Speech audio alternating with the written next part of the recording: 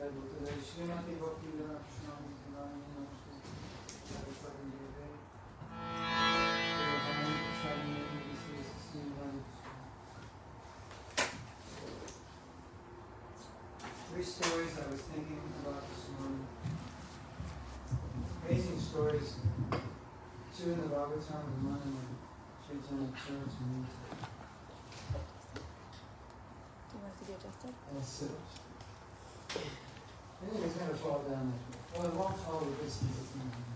So, one story is about a king named Ambarish and a sadhu named Durvasa. And Durvasa is a partial incarnation of Lord Shiva. And Lord Shiva is easily said that he's asutosh, he's easily pleased, but he's easily angry. And so Durvasa, as a partial incarnation, is also easily pleased and easily angry. In the kingdom of Ambarish, and he had 50,000 disciples that are all traveling with a group. And he said, "Can you feed us breakfast?" And Ambarish said, "Yes. Just give me a moment." He said, "Well, we're going to bathe, and when we finish bathing, I'm not going to breakfast." And Ambarish was doing a fast, maybe like 30 or 40 days. And it was, when you do fast, there's a certain time you start the fast and a certain time you break the fast. And if you don't break the fast at a certain time, you don't get the benefit of the fast. Is that a bad connection? So, we don't really need this one. Well, I think it helps. Oh, okay. So, generally, the culture is that if you invite a guest, then they eat first, and then you, it's an offense if you eat before them. But he had to break his fast. Yeah, he had to break his fast. And he didn't know what to do, so he consulted some sages and he meditated. And he said, well, it's said in the scripture, if you drink water, it's considered breaking a fast, but it's also not considered breaking a fast. So he said, well, I can drink water, break the fast, but I could also consider I'm not breaking it. So apparently he went underwater, because I remember the story, and drank the water. And Durvasa, he's a mystic yogi, so he could see what was going on, and he was offended. And he came back and said, you have eaten before you fed us. And of course, one would think that's not a big offense. But Durvasa, being easily upset and being the incarnation of Lord Shiva's anger is what destroys the universe. And at the end of the universe, his anger burns it up. So it's a lot of anger. So he pulled a hair out of his head. Apparently, the hair has some power. Mystic yogas, their hair has some Shakti in it. Pulled the hair, and he created a demoniac entity, and he ordered him to kill Ambarish. And immediately, Lord Vishnu's chakra appeared to protect Ambarish. And the chakra started chasing Durvasa. And Durvasa went, I think he went to Lord Brahma, Lord Shiva said, protect me, and they all said, we can't. So he went all, it was Vishnu's chakra, because Vishnu was protecting Ambarish. And so he said, please protect me.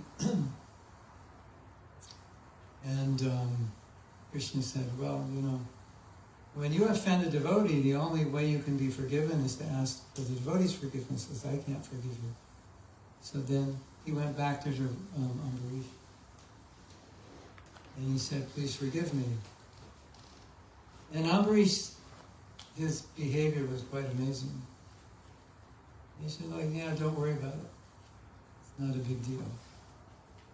Breakfast is ready. Of course, this was like a year later. Breakfast was still waiting. But if we think about ourselves, and if we've ever been offended, it was not from someone trying to kill. I doubt if it was from someone trying to kill us. Something less than that, right? And maybe we were offended and it was not even a big deal. possible, right? So we have this example. This is one example of someone whose life was being attempted, and that person who was almost killed is forgiving the person and writing it off, like, don't worry about it. It's not a big deal. Wow, that's amazing. Like, who can do that? And then you have Prahlad Maharaj. And this is even worse because it's his father trying to kill him. And his father's trying to kill him simply because he committed the crime of being a devotee. That's the only reason. Because Vishnu was the enemy of Hiranyakashipu. So his son had now sided with his father's enemy. And the Bhagavatam explains, I think maybe 7 or 8 ways his father tried to kill him because he wouldn't die. He was protected by Vishnu. So every way he tried to kill him, he lived. But I read somewhere, I don't remember where, that the Bhagavatam only describes a portion of the ways his father tried to kill him. He tried to kill him many more ways. So could you imagine? Your father tries to kill you. And then the Shringadev kills your father, and the Shringadev says, whatever you want, I'll give you. And he says, please liberate my father. Like, not only is there no enmity, but he wants the best for his father. Unbelievable. And then you have the story, similar story, Thakur Haridas. Thakur Haridas was born a Muslim, but he took to the chanting of the holy name. And he was being honored as a sadhu. And the Muslim leaders were upset because it's setting a precedent that a Muslim has become a Hindu. And so what they wanted to do was kill him publicly. And that would mean if you're a Muslim and you try to become a Hindu, you will be killed publicly. And so we're going to kill Thakur Haridas as an example. And so that's what they did.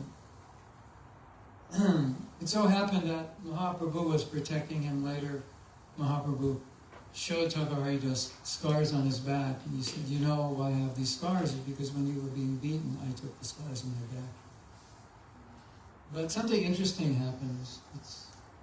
It's amazing. While he was being beaten, he was thinking, these government servants are going to get in a lot of trouble if they don't kill me. So he's feeling bad for the people who were beating him to death. And he understood that they had no vengeance. It was just the order of the government. And he said, if you want, I can die. Will that make it easier? And they said, yeah, if you could do that, that would be good.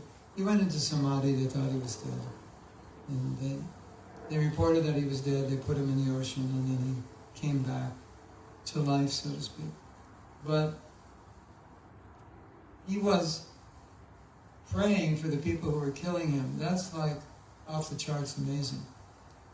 And as we said the other day, Bhaktisiddhanta said that we should only desire the greatest good for our worst enemies. So I'm telling these stories because these stories exist in our tradition, and these are stories of intense levels of forgiveness and compassion. And so, whenever we say it's hard to forgive, you can think of these stories. But one of the most interesting things I've found is in a book by Bhaktivinoda Thakur called the Jaiva Dharma. Jaiva Dharma means the Dharma of the Jiva. It's an amazing book, and he talks about forgiveness and compassion and humility. And he said something which is so interesting. And I'll tell you in a minute, but I want to preface it by making the point that I think for most devotees, the topic of forgiveness is not something that stands out in their mind as like important or fundamental, even in spite of these stories. And Bhaktivinoda Thakur just blew this idea out of the water. He said that two of the qualities, the most prominent qualities of a devotee, we have to say a pure devotee, are compassion and humility. Because Prabhupada says the fundamental feature of a devotee is compassion. And of course humility is a byproduct of bhakti, and you need humility to have it, and with humility, with love comes humility. Then he said something interesting. He said, compassion means I don't want to see anybody suffer. And humility means I don't want to see them suffer on my account. Interesting, right? If you're like, so what does that mean? Then he said, if you take humility and compassion and you put them together, forgiveness will come out. Because, if I don't forgive you, you'll suffer. And so I don't want to see you suffer, I want to forgive you. And I don't want to see you suffer, that's compassion, and I don't want to see you suffer because of me. I don't want to be the cause of your suffering. Basically, he was saying that humility, the humble devotee thinks, I'm not that important that I should take offense. Basically, Prabhu, you offended me. Prabhu, what you said was offensive. Like we say that all the time. And he's saying, I'm not that important that I would feel offended. But anyway, he said, so when you have that compassion and you have that humility that I don't want anyone to suffer, then forgiveness naturally comes out as a byproduct. And then he said something amazing. And very few devotees know this, what he said. He said, therefore, bhakti, the three main ingredients of bhakti are compassion, humility, and forgiveness. I mean, we could guess humility and compassion, but I don't think anybody would guess forgiveness. But as he said, it's a byproduct of it. So, interesting, isn't it?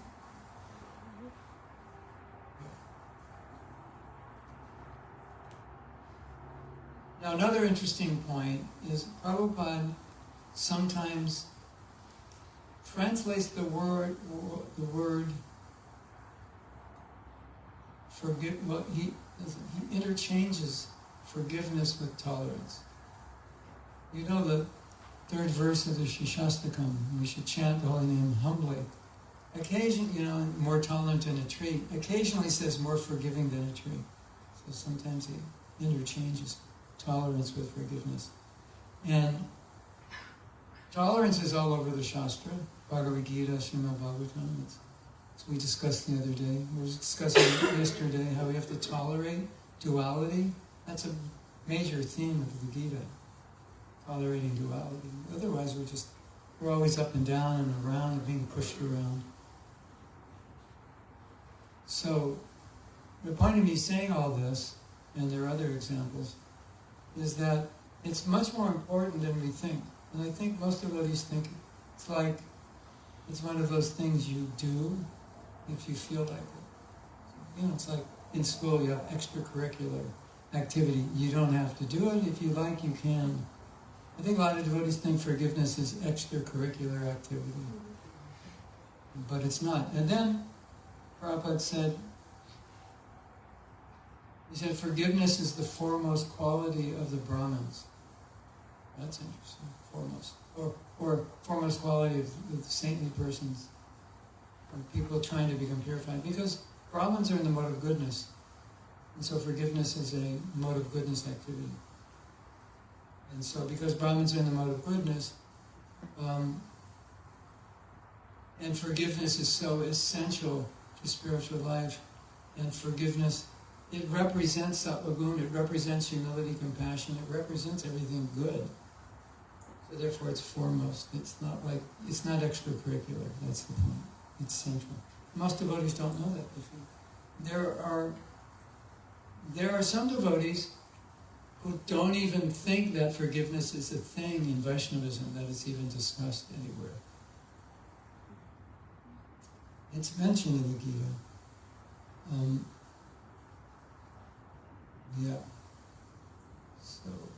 I just wanted to make that clear, that it is a thing in bhakti. It's not out on the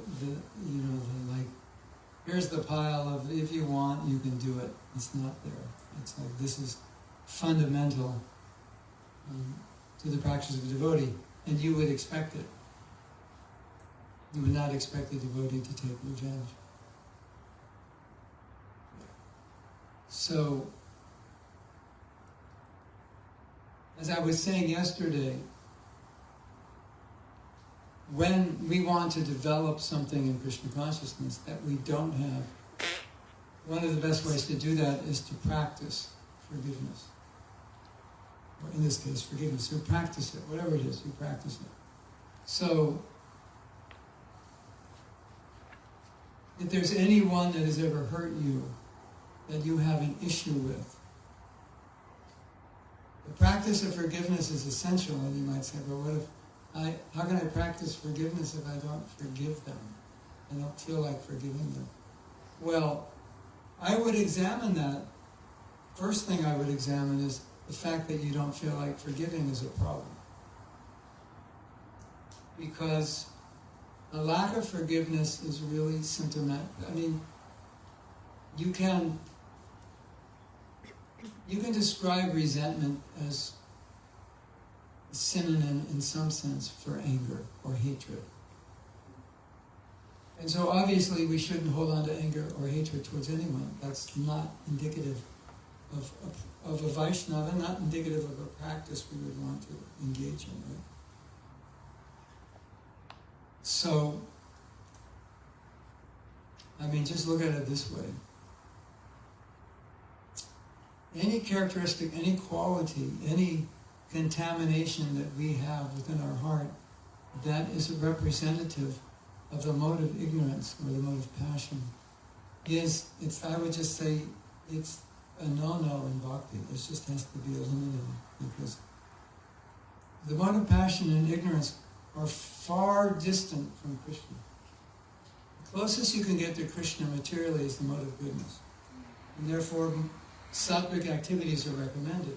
And interesting thing about sattva guna, you've probably noticed this by reading the descriptions of the Gita, that sattva guna sounds like it's pretty transcendental sometimes. Have you noticed? Like, people in sattva guna, they're equal poise, see everyone equally, treat everyone equally, all that. But sattva guna doesn't necessarily mean it's for Krishna. So there's Vishuddha sattva, it's sattva guna for Krishna, and it's transcendental. So it's like the saying, I realize, sattva guna, I realize I'm not the body, but I may not be a Krishna bhakta. But when I realize I'm not the body, I'm serving of Krishna, it's transcendental. But otherwise, there's so many similarities. So Prabhupada said, we should live in sattva guna. Sattva guna is like the airport. You want to get on a plane, that's the closest you can get to being on the plane is the airport. And then when you get on the plane, you fly, now you're transcendental. But you have to be at the airport. You're trying to, get on a plane from here, it's not going to work. So therefore,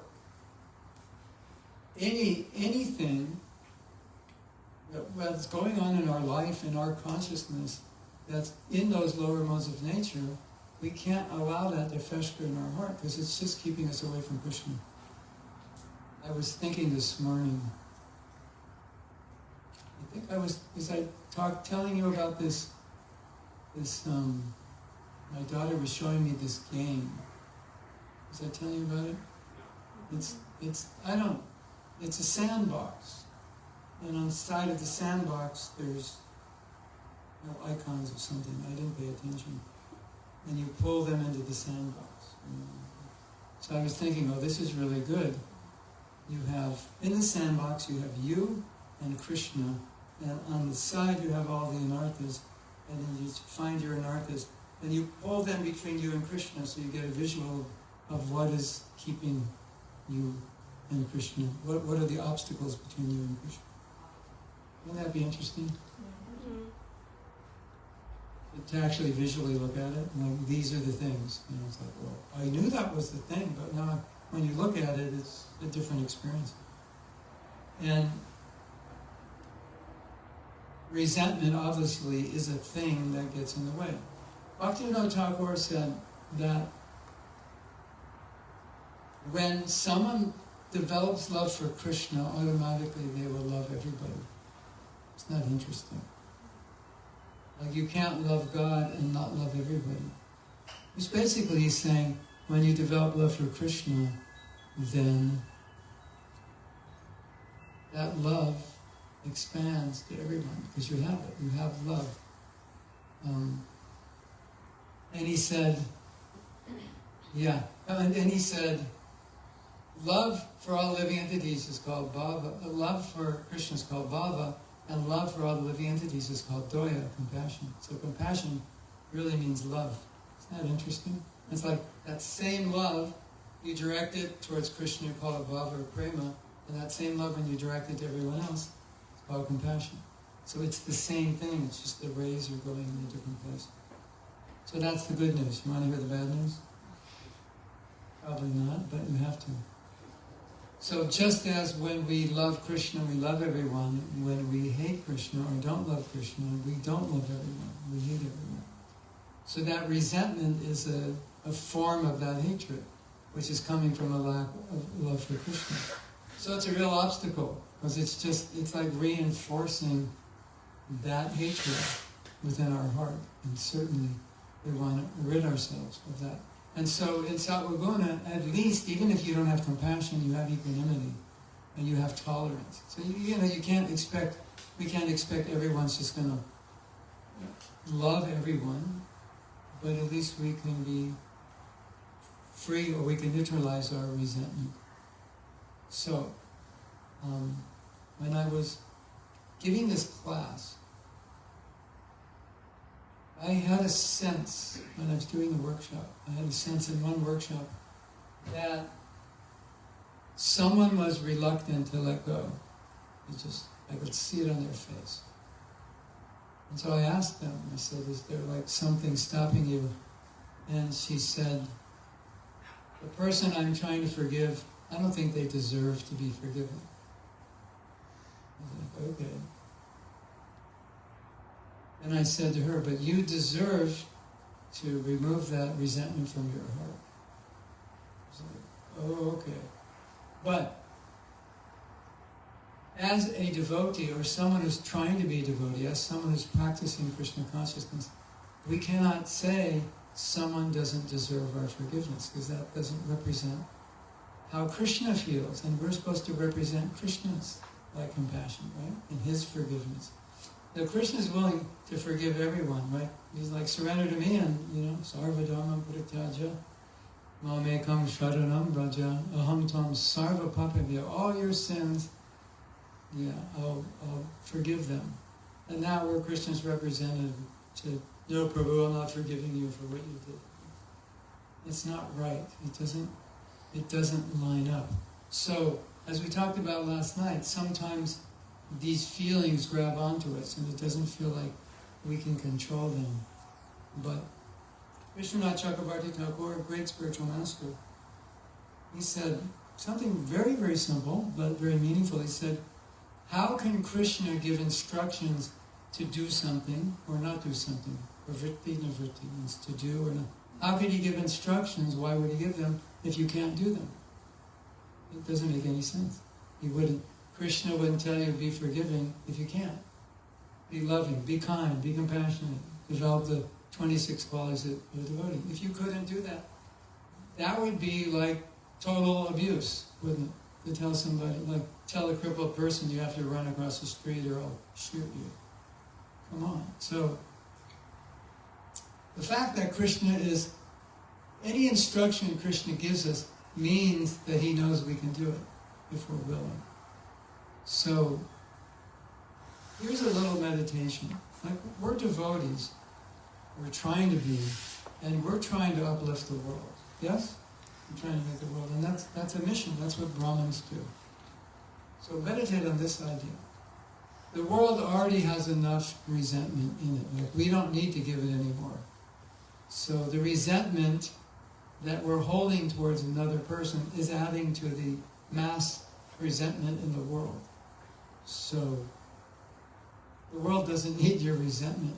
There's not enough forgiveness. The world needs more forgiveness. So we have a movement which represents the mercy of Nityananda. So it's a contradiction to not be forgiving when he forgave Jagayananda, who tried to kill. Again, another example.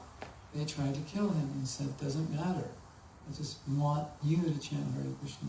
So we are really representing this movement of forgiveness. And Nityananda's forgiveness is unlimited. There's nobody he won't forgive.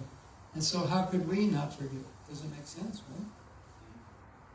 So that's why we can see how Bhaktivinoda Thakur said it's so essential, because it represents the whole nature of Mahaprabhu's movement.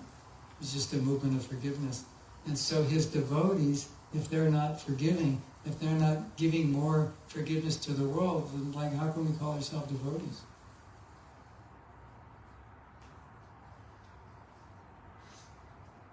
Yeah.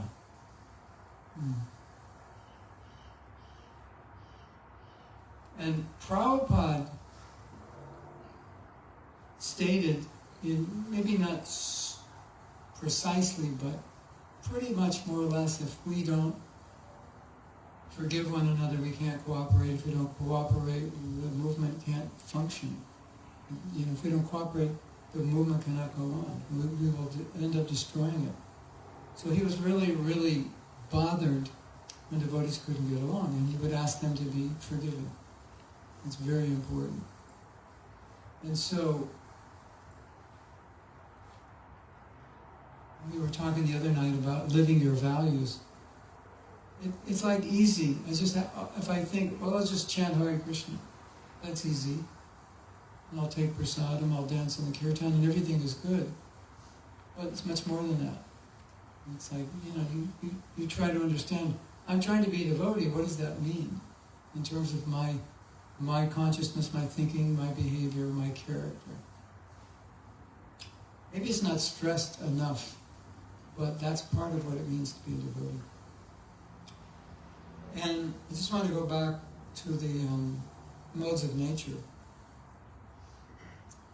because we are trying to eliminate activities which are in the lower modes of nature, like anger and hatred and resentment and envy and jealousy, all these things. It's lower modes of nature. And so we're trying to avoid contact with those lower modes, because those are all the things that keep us away from Krishna. All the things in the sandbox between you and Krishna. Maybe we could do the sandbox like, we put all those things there, we know all the obstacles, and then you pull them out.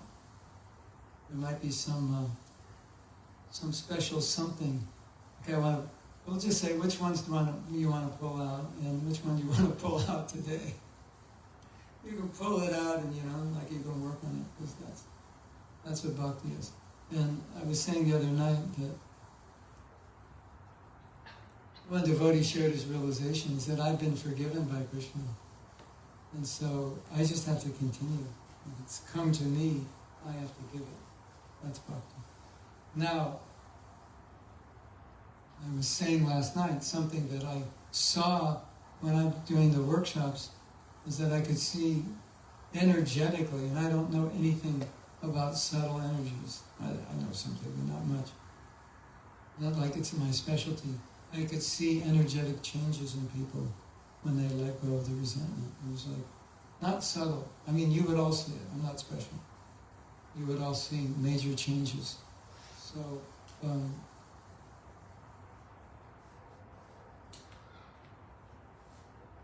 we were saying last night, what we're carrying, what it feels like. And there's a lot that we carry that we suppress because we don't want to feel it, because it's painful. So sometimes we pretend it's not there. We've suppressed it so deeply we just don't even think it's there. You say, how does your resentment feel? Oh, I don't have any resentment towards anyone. You probably do, and you don't want to face it, and you just buried it so deep you don't have to deal with it. In the we do some workshops in the full day, 2-day workshops. We ask everyone to meditate on some issue you have with someone. So we'll ask you to do that. And some issues you have, it's like obvious. I had this issue with this person, it's like, yeah. But some people are like, I don't know if I have an issue. And so we'll say, just like anything. You have any kind of issue, anything that bothered you in the past with somebody. And so they're like, oh yeah, well maybe with my sister, 30 years ago, this, that. What? This month devotee told me something. I was in shock. He does the 12-step program. And he said in the 12-step program, part of that program is to do forgiveness. So you have to make a list of all the people to forgive. He said, I had a list of 150. I'm like, how do you have a list of 150? I think they go on a very subtle level, just like anyone that you can remember that disturbed you. He said, you need to forgive them, because if you still remember it in that experience, there's probably something there. Isn't that interesting? 150, you had 150. A lot of people say, I can't think of one. Rather well. Another experience we had was for the people who say, I'm not sure, maybe I have an issue with this person, maybe I don't. If you're in the maybe, I'm not sure, then I am sure you have an issue, because you would be sure you didn't have an issue if you didn't, and the fact you're not sure means you do. And it's like, I'm not sure if I'm hungry or not. Yeah, you probably are a little hungry, otherwise you would be sure you're not hungry. So I've found that with all the people who weren't sure, the reason I could say this, what I just said, is I found with all the people who were not sure, when they started going through the exercises, they all became sure. I go, wow, this is worse than I thought. So that's suppression. Because it's, it's human nature. If something's painful, you don't want to deal with it. So just lock it up somewhere. So we're going to unlock it now. We're going to do an exercise, which I told you last night is not fun, but essential. And we're going to ask you to think of some resentment issue you have, and allow yourself to feel it. Because if you have an issue if you have a resentment issue, and you're not feeling it, number one, you don't know you have it, and there's no impetus to deal with it. Because, like the doctor says, you have a bad knee, you need to stretch it. But you only stretch it when you feel the pain. When you don't feel the pain, you go, it's fine. Why should I bother? So it's something like that. So this is an exercise of learning how not to suppress. So think of an issue that you have to deal with, even if it's a little one. Anything of the 150 things that we don't know are bothering us. And allow yourself to just feel it physically. How does it feel? And come up with an analogy. And it feels a burden, it feels like a knife, it feels like a weight, it feels like you're drinking poison, whatever it is. You're drowning, you're in prison. Feel what it feels like and where it feels like in your body. And if this exercise is difficult, it means you're doing it right. And it'll help you.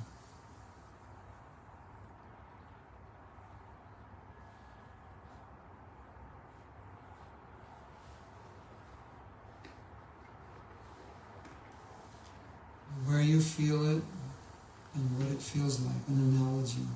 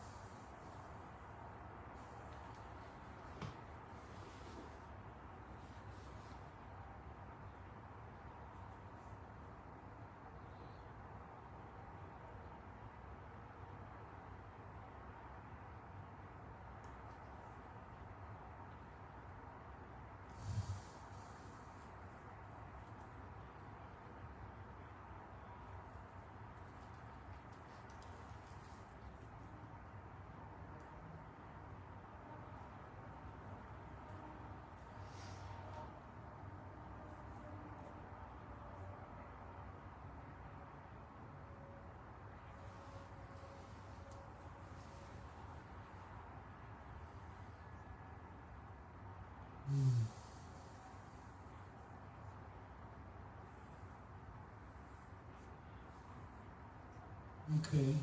Anytime you want, you can open your eyes. When you felt it enough.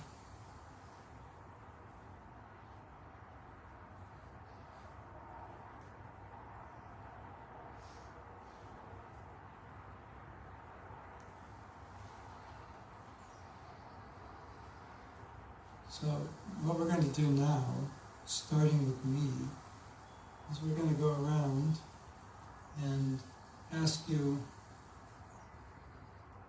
what it feels like and any realization you have from doing this.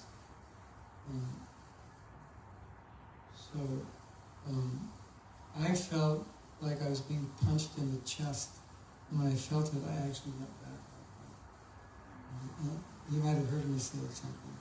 I think I said, wow. Because I didn't realize it. And I was like, wow. That's what's going on. I'm being punched in the chest. And as soon as I felt that, I was like, oh, I know what I have to do to avoid that. And it's loving the person that's punching me. That was my decision. You want to? I mean, if you don't want to, you don't have to. It's fine. I'm trying to still work on my analogy, so maybe. Okay, yeah, you can just go around. Go ahead. I always struggle with being able to notice my emotions in my body, so that's a little more difficult for me. But I was able to do, a lot of the still processing what the resentment was, and the best I can describe it is sort of like feeling like not anchored, like unsupported, or and maybe a tightness in the chest related to it. But that was sort of the best I could come up with. Yeah. It's always been hard for me to get a real sensation. I tried to do that before in meditation. Well, you got something. Yeah, I got something. Tightness. That's the best I can describe it. Yeah. I mean, we're all aware of the mind-body connection. The thoughts are affecting the body. Yeah. Thank you. Kind of similar, very scattered, because it's very much like a shock. Yeah. It's like very jolty, but then found that it kind of honed in on chest, and I got a very quick sensation of a headache. So Wow. those two cases. Wow.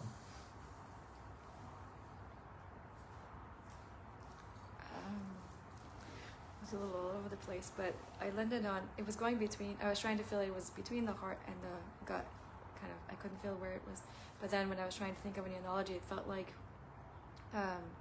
something heavy is weighing on you where you can't breathe. But it was, I was trying to see if am I being pushed underwater or being pushed on something on my face. Suffocating, some kind of suffocation. Yeah, something that doesn't allow you to actually breathe, and definitely not breathe properly or deeply.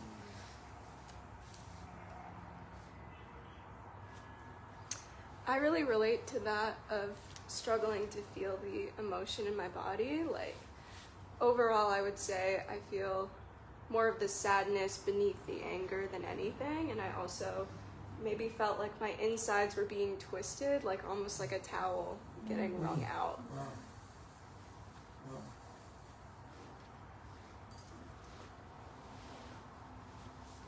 Oh. Yeah, I mean, it felt pretty bad. I was being cut with a knife with salve on it, and being told the salve is good. The salve is good.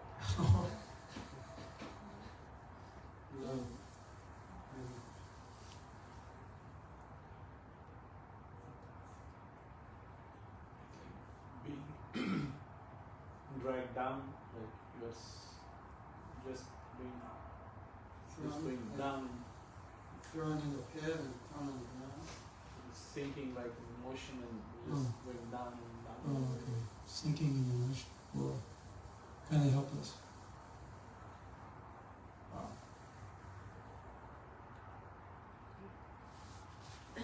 Yeah, I felt it in the heart, and what I visualized was, that someone took a knife and just severed all the arteries and veins that connect to the heart. So the heart is pumping and the blood is just going all over. It's not going to the parts where it's supposed to.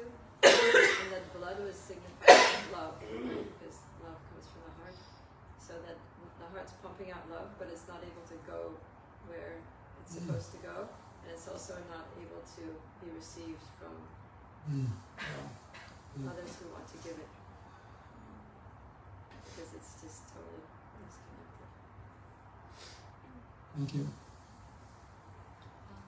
I just felt it in the heart, somewhere very deep in the heart, and I just felt like the heart is kind of like squeezed, and it's just like, it just felt like it's a very deep hurt. That's what it feels like. Heart means like, almost like the soul, well, almost like the essence, right, of your being. Yeah. Being squeezed. Yeah.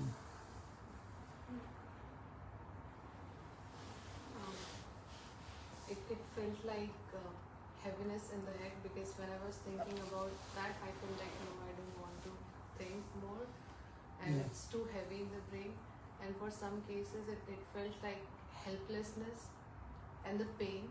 That's it, like so helpless that we can't do anything, and pain and sadness. I felt a similar thing to a lot of people, like a tightness here, and I had two small thoughts. That one, I always felt like, oh, that hurt my heart. I thought it's like metaphorical. It's like, kind of in the Yeah, air. right. But it's like an actual feeling in this region of my body of like a tightness. Yeah. And then I was thinking about like what events, and there's like maybe bigger ones, but I felt like I'd maybe processed through those more. But as I kept digging, I just noticed like a million small ones, like how someone looked at me at Guru Puja, or like, that one time in the prasadam line, or this or that. It's like little micro events. Hare Krishna.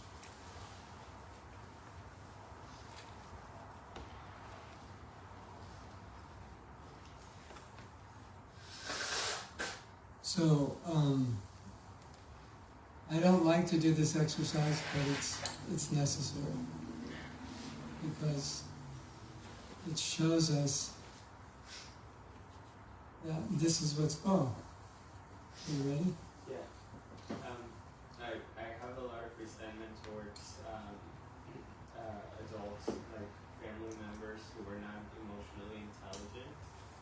And I was just thinking that it's kind of like being thirsty and like handed a glass of sand. What an analogy. I also wanted to ask that when I was thinking, it was more of what I did wrong to people. Oh, So that's another exercise. the pain was that. I remember.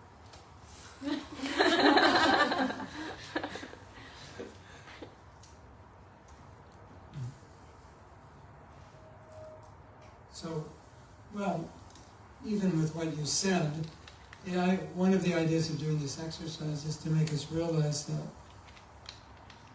we're carrying around something. Maybe we didn't realize maybe we didn't realize what we're carrying around.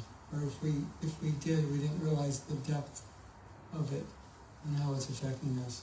And so part of what helps us forgive is to understand that what it is so bad to carry around. It's so toxic, just on a physical level.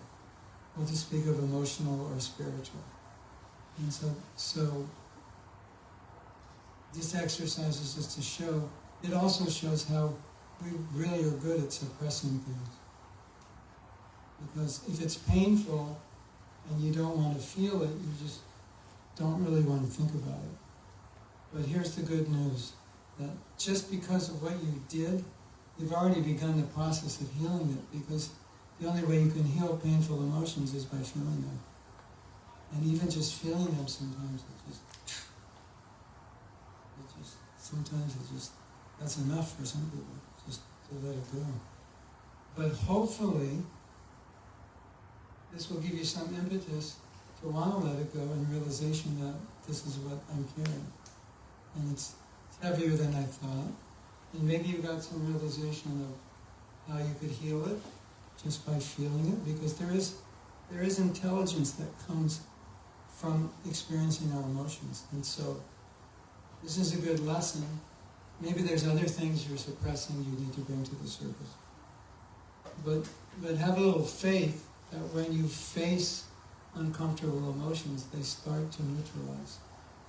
And when you keep them in, they can't heal. So you have to bring them out. And you can face them. And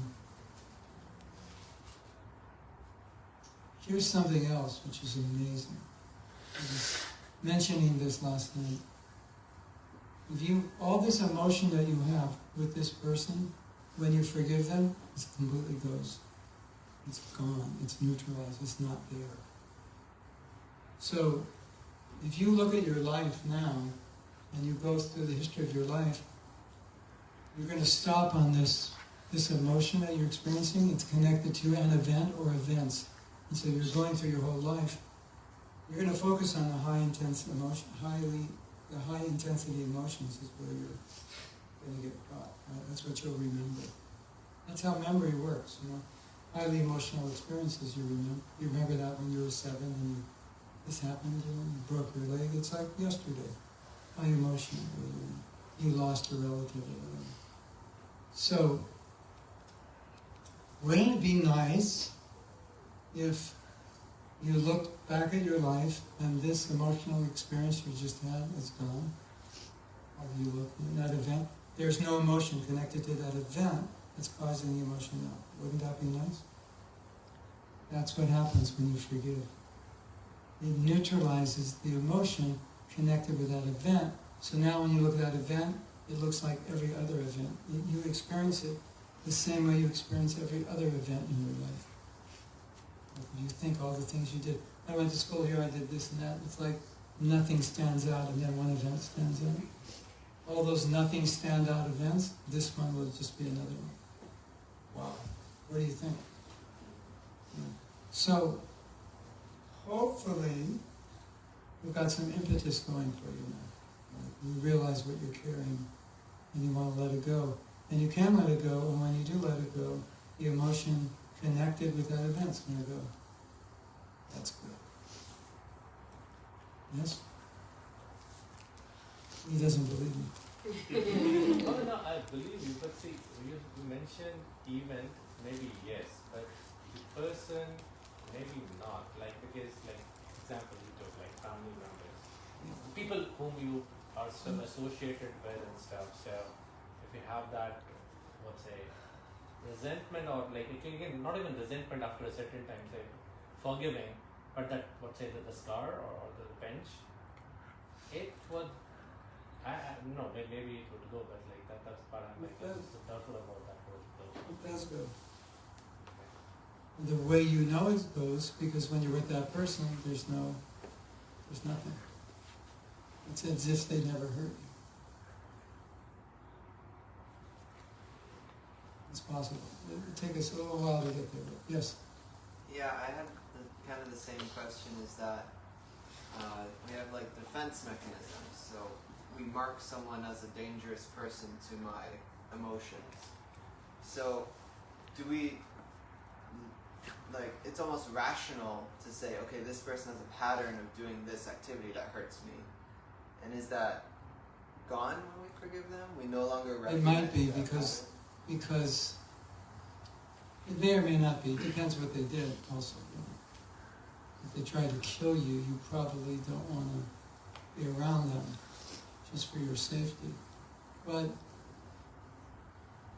full forgiveness can change how you see them so much that you can accept what they're doing. It's just, that's what they do. And you're not trying to change them, you're not worried about it, it just no longer influences you. You've come to accept, yes? A related question that I had before is, when you gave us that, you said humility will make us think that who am I to take offense? I was having a hard time reconciling that with yesterday what you were speaking about with self-love, because, you know, I would think, well, I love myself too much to let this person go on mistreating me. But then humility would Well, yeah, you would, but at the same time, we could say that forgiveness is a self-care tactic, because your forgiveness of that person will protect you a lot from them hurting you, and you would geographically separate yourself because they're hurting you. But even if you separate geographically, just thinking about them can disturb you, right? So it's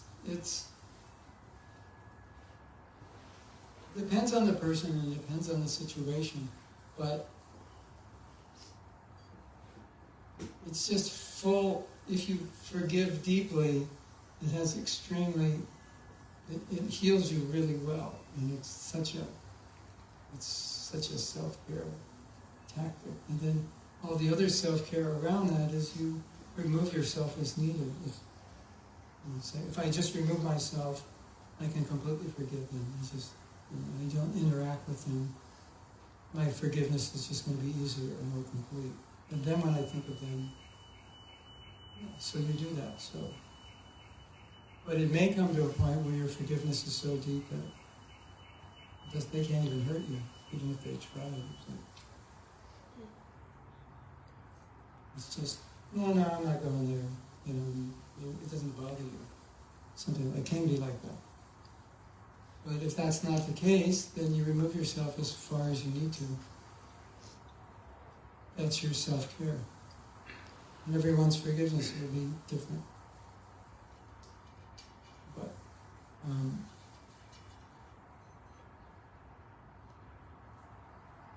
So, ask the question. So, that's what let me finish this Okay, thought. okay, please. Part of what heals, part of what creates this complete healing is feeling compassion for the person who hurt you. This compassion is one of the greatest neutralizers of anger and resentment. So this person who hurt you is kind of helpless. It's just what they do. They can't really, even if they want not to hurt you, they will. Isn't it? It's their nature. Right? I mean, maybe when a person's 108 years old, maybe he'll change. But you know you can't count on it. And maybe they'll change, but not much. And so you look back at their life and their upbringing, and you're like, yeah, I can understand why they're like that. And that can help a lot in protecting you. It's just who they are, and that's what they do. And I feel sorry for them that they act that way. But they've been through some stuff, and that's what people do when they've been through what they've been through. That's extremely helpful. When you're trying to forgive, to just understand. We'll do the exercise where you play the part of the person who abuses you, and you just really get into where they're at and why they act that way. Most of us know, a lot of the abuse that we experience is by people who experienced abuse themselves. I had a disciple, and she told me something very interesting. She said, I was raised in a dysfunctional family, but I didn't know it until I got married and moved in with my husband's family. And then I saw what a real family, what a normal family is like, and then I realized how dysfunctional my family was. So,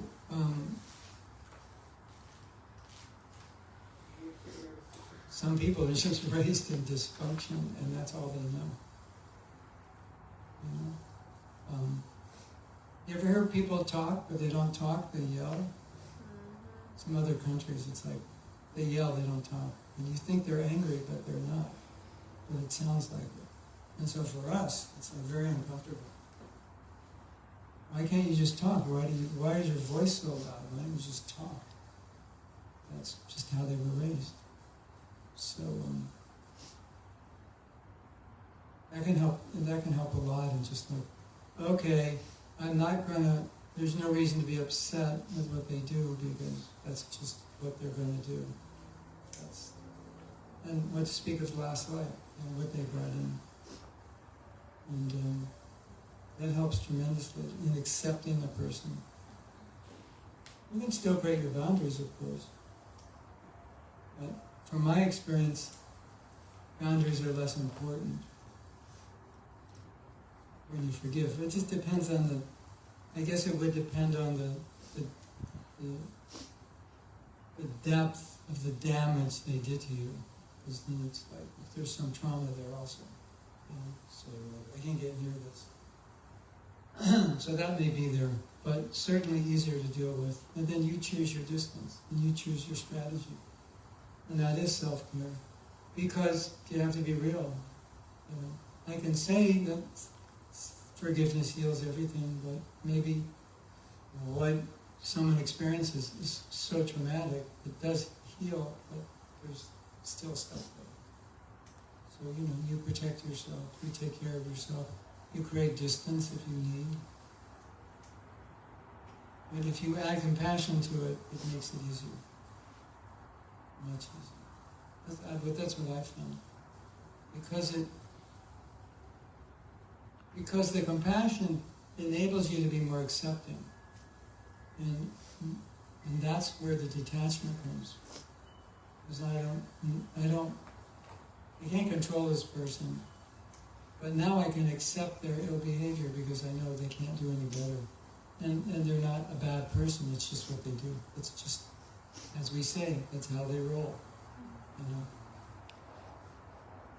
You ever had a temple president that just rolled in the wrong way?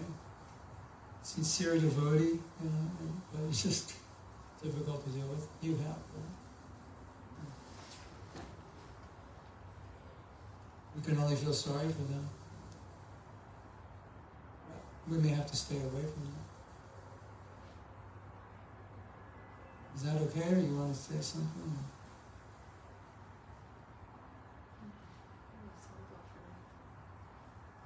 Actually, I had another point that, I don't know, maybe I'll just say because I thought it was really interesting. Because when you were saying how Krishna is very kind to everyone and very forgiving and very compassionate, I was thinking, well, wait a minute. Because I was just, before this, I was giving a Bhagavad Gita class and Krishna is saying things like, Naham Prakasha Sarvasya Yogamaya Samavita, that people who are Buddhas and who are envious of him, he covers them, and then he says that these people who neglect him and decry the scriptures, he perpetually throws into demoniac species of life. So it's not that he's just like, okay, I forgive you, it's all good. But then you brought up Lord Chaitanya, Lord Nityananda, and their mercy, which is on a totally another level, right? That even Jagat and Madai were trying to hurt and kill maybe Nityananda, and still he was praying for them, please don't harm, don't kill them, help them. So I was thinking that Lord Chaitanya and Nityananda give the highest mercy. They give the highest benediction, like something that's never been given before, giving us pure love of God in such a special way.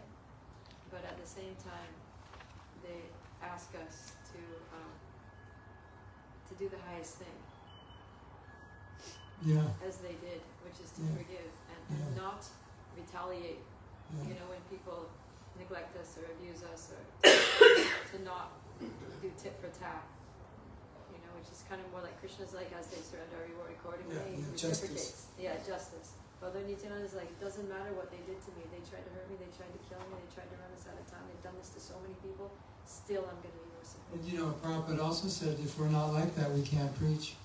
Because there are going to be a lot of ungrateful people, and people who turn against us. Even disciples turn against their guru. But the Guru is unlimitedly forgiving. And we're trying to be, we're being trained to be that way. That's why I think it's so important. And there's a story, it's not true, but it illustrates an important point. There's an angel speaking to a young boy, and the angel says, now you've taken another birth, and there's more to learn. What would you like to learn? You can learn this. And the boy says, I would like to learn forgiveness. And the angel says, okay. So I'm going to come back, reincarnate, and I will become your enemy in my next life. And the boy's in shock, because this is an angel. He said, well, why would you become my enemy? And he said, well, how else can I teach you forgiveness? So, if we could see that ill treatment as a blessing because it gives us the opportunity to forgive, and that forgiveness then will elevate us to a much higher state than we are now, then we can actually appreciate it. We can appreciate the person in the sense who did that. Because so many lessons come with it, if you take it that way. You can get above it. You can. That's for sure. And that's one of the ways to do it, is to take advantage of that difficulty. Because, for some of us, what we've been through is extremely difficult to forgive. So to be able to work through that, to forgive that, you really have to, have a lot of compassion. You really have to have a lot of kindness. You really have to have a lot of understanding. It's like forces you, if I'm going to forgive, I got to have all that. And if you look at that and you say, well, this forgiveness is very powerful, because it's going to force me to develop qualities in a nature that I'm not exhibiting. I don't have it now. That's what I found. They say to forgive is divine. Well, it really is. You can't do it if you're not divine. You're not developing divine consciousness. It's really difficult. Maybe we can't do it perfectly, but at least we can try to come close to perfect. And see it all as an opportunity Krishna's giving me, So this is what he put in my life, in this life. So, what does Krishna want me to do with it? He wants me to maintain the qualities of a Vaishnava through the difficulty. And it's a real test. And if you pass it, you'll thank Krishna. Say, wow, thank you. That was good. You want to say? I did. I'm maybe stepping, but I've been reading a book called Radical Forgiveness, and I think that from a bhakti perspective, some people might have an issue with it because the spiritual essence of it is impersonalism, and so I know that maybe doesn't sit well, but I think something really important in it, which I felt like really is a bhakti, or should be a bhakti philosophy. I don't know a lot about bhakti yet, so I'm still very new, but the idea that what's happening to us is that two souls agree to interact in this life to help each other learn a lesson. Mm-hmm. Yeah. So it's not really about forgiving the other soul, because we agreed that we wanted that soul.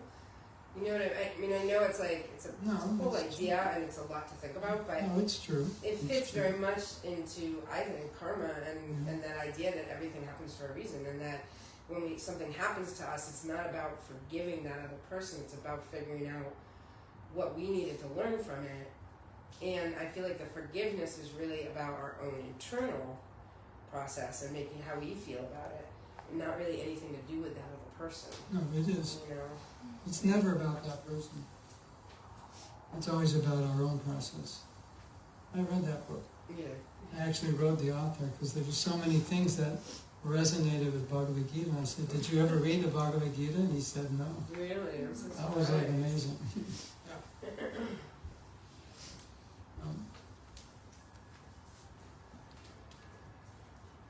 Just closing. And I'm going to fall asleep.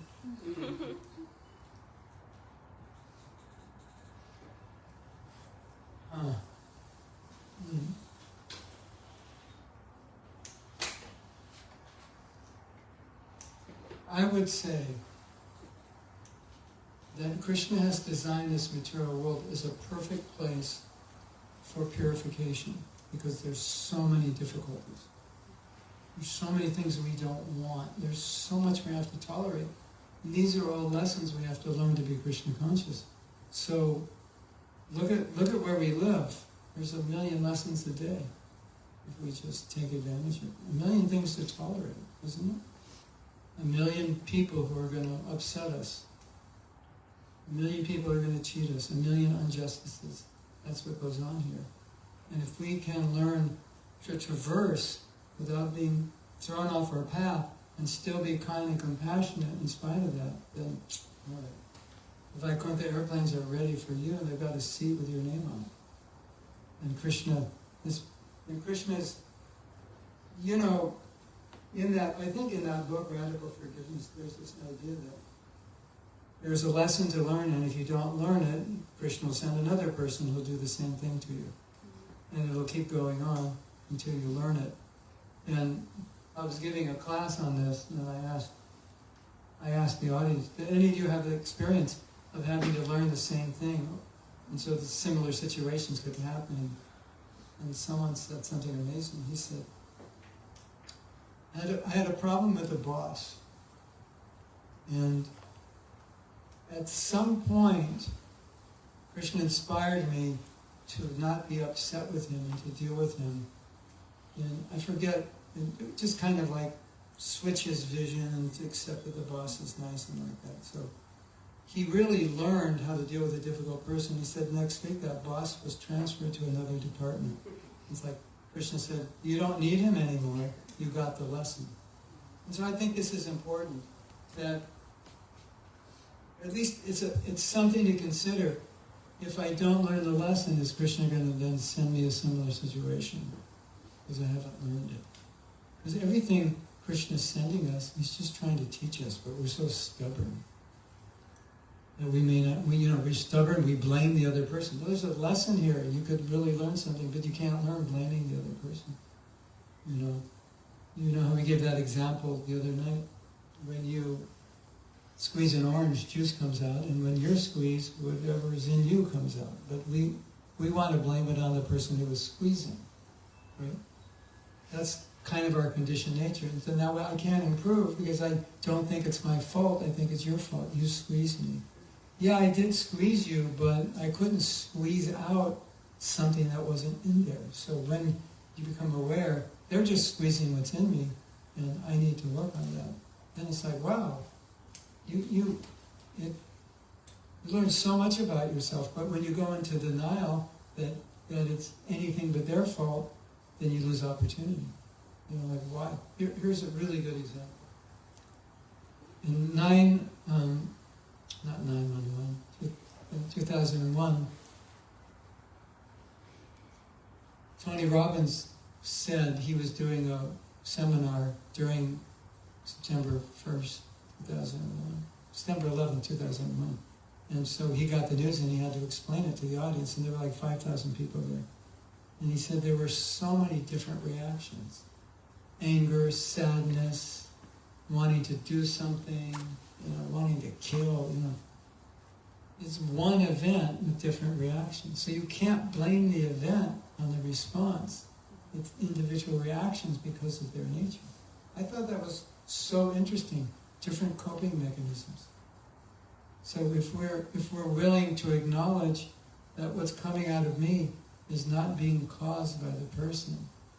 I mean, it's being caused in the sense it's a catalyst, but it can only be a catalyst to something that's in there. So when you drop a catalyst, like I used to use resin, and you have to put catalyst for it to harden. But if I put that same catalyst in water, nothing happens. Yes. Yeah, you were saying about that person who, forgave the boss, and the boss got transferred, and the lesson was learned and didn't need that person's association anymore. And then I was reflecting on my own situation that this is the second time that I've done this forgiveness thing. The first time was like a whole 15 hours. And as a result of that course, I was able to forgive the person. And that enabled me to maintain the relationship, at least association with that person. But then the person did even worse things. And so yeah, it wasn't that Krishna was like, okay, you're done, lesson learned. This person's not going to bother you. Well, maybe there was more to learn. Apparently so. There was more to learn. But It was like Job. It was like the book of Job in the Bible, you know. I don't know if you're familiar with it, but anyways, yeah, it's like keep turning up the heat. But that was only, you know, you took away his money. What if you take away his health? Oh, what if you turn his family against him? You know, it's like. I mean, there's no other way to see it, is there? And sometimes I think we've forgiven, but we haven't. And something happens and we realize, oh, I really didn't. It all comes back. So, you know, that can be there. There's so many. Everything's a lesson, for sure, if we're willing to look at it. There's karma also. So I forgive this person, but maybe I need to be a little careful now, because there's karma in this relationship. So I did learn, but the practicalities of this world are such that I might have to, on that physical level, do something. But at least in my heart, I'm not carrying resentment. So that's important. I always think we have to make a distinction between how you deal with a person and what's in your heart. Because you can be very harsh with somebody and have no resentment. But it's for your own security that you have to be. Right? So, no, yeah, I forgive you, but to hell with you. You know, something like that. You know, you're not gonna do that to me again. So my forgiveness doesn't mean I'm allowing you to beat me up again. It's like the question you were asking before. You know, I have to create boundaries with this person. But in my heart, I have no vengeance towards them. It just looks like I do, because I'm protecting myself. So I'm very heavy with them. I've drawn the line. You can't cross it. But in your heart is like, you know, I wish the best for you. You have no ill feeling. This is for my protection. And I think that's a lesson also, because a lot of people don't do that. And there's confusion around forgiveness, because people think if you forgive, then you have to mend the relationship. Mending that relationship may destroy you.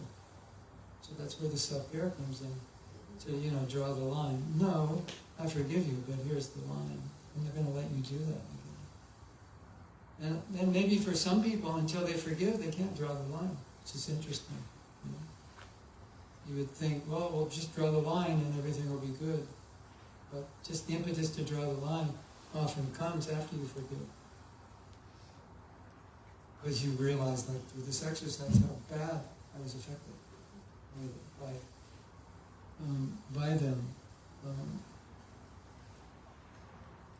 And so, I think that there's, you know, there's so many things within us that are going on in different levels. And these experiences all reveal it. And then we can just work more deeply. It's not the end of, I've forgiven and everything's good. Sometimes stuff comes up, even you've forgiven. But it's not resentment, it's something else. Some other tamasic thing. Is there some anger, some retribution, or whatever it is, some saddening thought. All right, so now how do I deal with it? I did forgiveness, what's next? Maybe increase the compassion. Maybe it's boundaries. Maybe there's something in there that needs to come out and I don't even realize it. Krishna's really preparing us, isn't he? And the other thing is, which I think we all experience, that, as I was saying in class this morning, it's like, it takes a while to become detached, because the idea that I can enjoy is so deeply ingrained within us. It's hard to let it go. So, through multiple experiences and multiple difficulties and multiple experiences in Krishna consciousness over long periods of time, we gradually detach. And if you look at all the experiences in your life that helped you detach, you wouldn't remove any. If you said, Krishna said, okay, let's do it again, which would you remove? And you'll say, none of it. Everybody says that. I don't want to live through it again, but I wouldn't remove any of them because they all made me.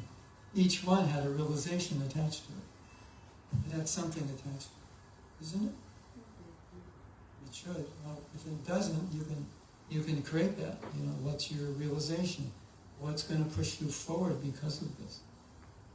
And then you can look back and say, I needed all of that. Krishna knows what we need.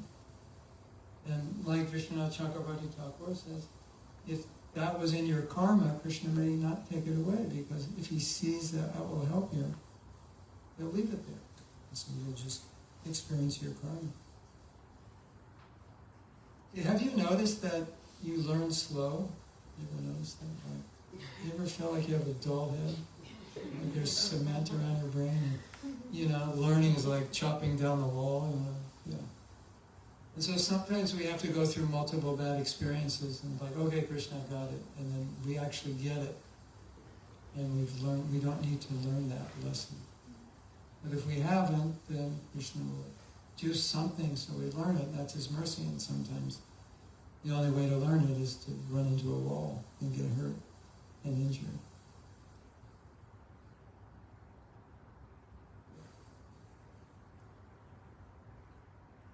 Right.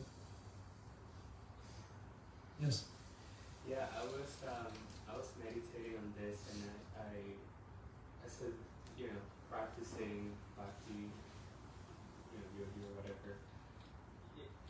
It's just very difficult because the dynamics of you know this are very different. Being a devotee, like for one, I think I lost my train of thought, but like for one, I was thinking, you know, like especially with like recurring situations, like, you know, I was thinking of like my ex-wife, and I'm like, oh shit, well, I guess I'm stuck with this karma for the rest of my life because we have a daughter or whatever. So I'm like, you know, this is something that I'm gonna have to train in. And then I was just thinking, you know, yes, I have compassion because not only with her, but with, you know, other people who have done me wrong. I think of like, well, I have compassion. I understand that they have their issues. They have been through trauma. So, you know, I have to understand that. And then I'm like, but where do I draw the line? Like, where are my boundaries? And then simultaneously, it's like, well, there's not such a thing as a boundary because that's my karma to experience that too. So I'm like on that, like trapped in that cycle of like, I understand it, don't understand, I understand it, don't understand it. You always have to do what's logically the best thing. Because you don't know. I mean, you could say that, but you don't really know how your karma is going to play out. So you have to take the stance to protect yourself as best you can, and then let your karma play out. You build the wall. If they knock the wall down, that's your karma. But at least you built the wall and made it hard for them. You can't, because if you take it otherwise, then why work? This is your karma. You know, why get out of bed? It's just, why exercise? My karma not to be healthy. My karma is to have money, a lot of money. It's right in my chart, so I'm not going to work. Prabhupada never said that. It will just happen. You have to do something to activate it. And Krishna can protect you and dissolve your karma and so forth. So there is that, okay, what can I control? But you do your best to control what you can, and then it'll happen the way it should. And then you have to deal with that. As you have to deal with it as best you can, in line with how a devotee should respond. Because it's easy to respond how you feel. You can yell, scream, beat up, whatever you want to do.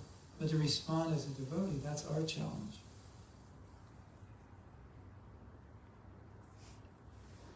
And if you respond as a devotee, it's perfect. And your response is perfect. And then whatever happens, happens. And you definitely want to create boundaries, because you also want to protect your devotional life, and you may need boundaries to protect your devotional life. So when we're creating boundaries, it's not just so I'm not so upset. More importantly, it's so my bhakti can go on. And you know, if I'm upset all the time, that affects my bhakti. You have? Yeah. Is that all right? Yeah, no, that's great. We don't want somebody to suffer on our account. So what if in creating a boundary with somebody who, you know, you love but has hurt you and will continue to hurt you without a doubt, they would suffer on your account by you, you know, distancing So- yourself. For us, at the stage we're in, if it's a question of they suffer or we suffer, and if our suffering is detrimental to our devotional life, then better they suffer. Because self-preservation it's not selfish, it's just you have a relationship with Krishna you need to work on, and you do your best to keep your relationships healthy with other people, but when those relationships interfere with that relationship with Krishna, and if you have to make a choice where to put more energy, then it'll have to be with Krishna. Otherwise, you would regret it. Unless putting more energy into that relationship is going to make it better, you would probably rather regret that you put so much energy into that and it didn't get better. And I could have put that into my relation with Krishna, and I didn't. So those are choices we have to make as devotees. It's not easy, but you know, we're trying to look at everything from an eternal perspective. So when you look at it from an eternal perspective, then it's like, it's easier to decide. You know, eternal soul had 1,000,000 parents before, trying to connect with Krishna. And who knows how many problems I have with my other parents or relatives or whatever. Also, that person might suffer, but that might be good for them because it'll help them realize that they have to stop mistreating people. Yeah, Right? Otherwise, Mhm. people leave. but yeah, exactly. And it's also not that you want them to suffer. So your motive is very important in what you do. Your motive is to come closer to Krishna. It's not, but as a consequence, they may have to suffer, but it's not that you want them to suffer. You're not getting back. You're not descending into the mode of ignorance and taking retribution. That's different. So, as long as your motives are pure, then generally you'll be okay. And you're sympathetic and you're still compassionate. And then you deal with it that way. I know, like with my wife, with her mother and her father, sometimes she would just have to tell them, that's too much. You know, I can't do that, or whatever it was. You know, stay with us, you know, visit us longer. So no, only so many days I can't do more. It was very clear. Because after 3 days she goes crazy. It's like, get me out of here, I can't stay. I'm like, I like it, it's by the beach. Let's stay here longer. Get me out of here, I can't. So her mother knows, you know. And when we come, like, you know, meet in the house, all this, so she knows. So it works. At least it works with her mother. So there's no fighting.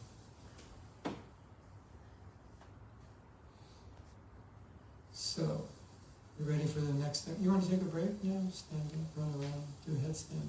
Jump up and down, punch the wall. Okay. So, you need to find a partner, and then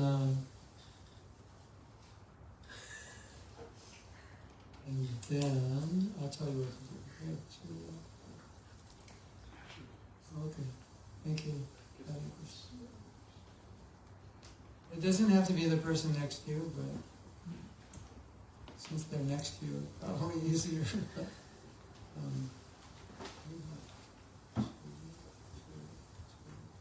We have even maybe, well, he's a brahmachari, so I'll be with a monk. he's afraid of women. So. Okay. You want to go, and then maybe you two. And then you two.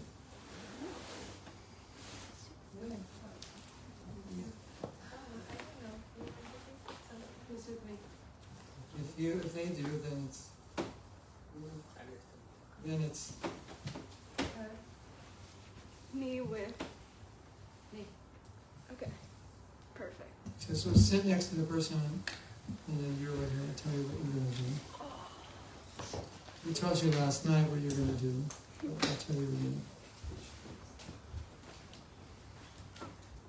So,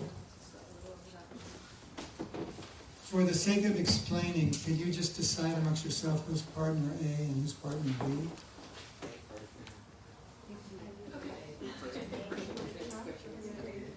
So we're going to start with, we'll start with partner A, but when we finish, partner B is going to do the exercise also. But it just makes it easier if we do A, B now. So A is the person who's going to speak, and B is going to be incarnated into A. So A is B. Let me explain. So A is going to be the person that you're trying to forgive. So let's say I'm trying to forgive Joe Smith. So my partner B is now Joe Smith. I'm speaking. No. I'm really tired of this man. I am Joe Smith. I incarnate as Joe Smith. My partner incarnates as me. So I'm speaking as Joe Smith, the person I'm trying to forgive, to myself. And I'm explaining why I did what I did, or why I act the way I act. So, well, I was born in this family, and it's the way we do things, and I didn't intend to hurt you. I didn't even know I hurt you, but I've been told my behavior hurts people, and you just, and you're thinking, well, maybe you're thinking, I don't know if I can represent them. This is an exercise in compassion where you're going to try to enter into the heart and mind of that person as to why they do what they do and why they did what they did. It's a new story. It's a new way of looking at this. So you may have to sit and think a while before you talk, or you may exactly know, But you're trying to have a compassionate perspective. So B doesn't say anything. No, B doesn't go, oh my God, you're such a jerk. B doesn't. That's your problem. I mean, sometimes B says, I understand. If you want to say understand. Yeah. The basic thing with B is you don't make faces and you just listen. You just kind of nod, just make it easier for A. And then when you finish, you switch. So then B will do what A did. And so we call this a compassion exercise because you're compassionate towards the behavior of that person. So you don't see them as a bad person, you see them circumstantially as to why they do. Oh, I'll tell you a story. There was a man, and his father, he was in his late 40s, I think, when he told the story. Maybe early 50s, maybe mid 50s, maybe late 50s, probably more like mid-late 50s. And he said, my father never told me I love you in my whole life. And it really bothered me. And he said he was always afraid to ask him, and then when he was like 45 or something, he got the courage, he asked him. And his father said, oh, no, you're my favorite, you changed my life, I love you so much. And the son was like, why didn't you say that? And his father told him the story. During the war, he was in Poland, or he was in Germany. They were Jewish, and he was looking for a place to move before the Nazis came. And so he went, found a place, he came back, went to the house. Everyone in his family was killed. And then when he was there, he heard the Nazis were in the neighborhood and there was nowhere to escape. And so he found a pile of dead bodies, and he laid in the pile like he was dead. And they actually came to the pile and they stuck a gun on him. And he just laid there, and then the sergeant said, let's go. He said, now I understand, he's been through some stuff. And I can understand why he treated me the way he did. So that's kind of, the exercise is kind of like that. Like get into as much as you can, into the life and nature of that person. Now, you may even think, well, actually, as I think about it, really, what they did was kind of normal, and I just took offense. That could happen also. But that's the nature of the exercise. Okay? So this is not meant to be a long exercise. And when A finishes, then B will go, and we'll switch places. Okay? Any questions about what we're doing?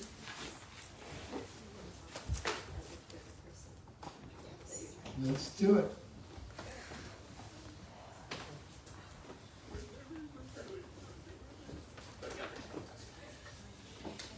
Shouldn't have said I was gonna be Should have told us before we decided we were gonna be That was true.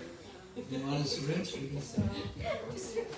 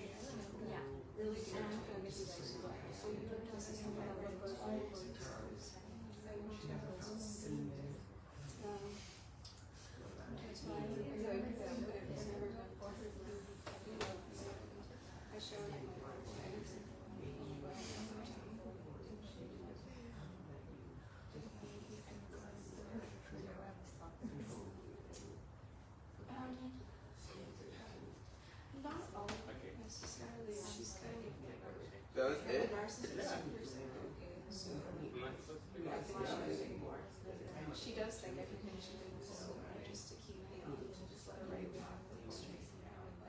I do know she really just make sure it's okay. So she has like bits and pieces of it. And I've thought about it before. No way I have empathizing. Okay. Thank you.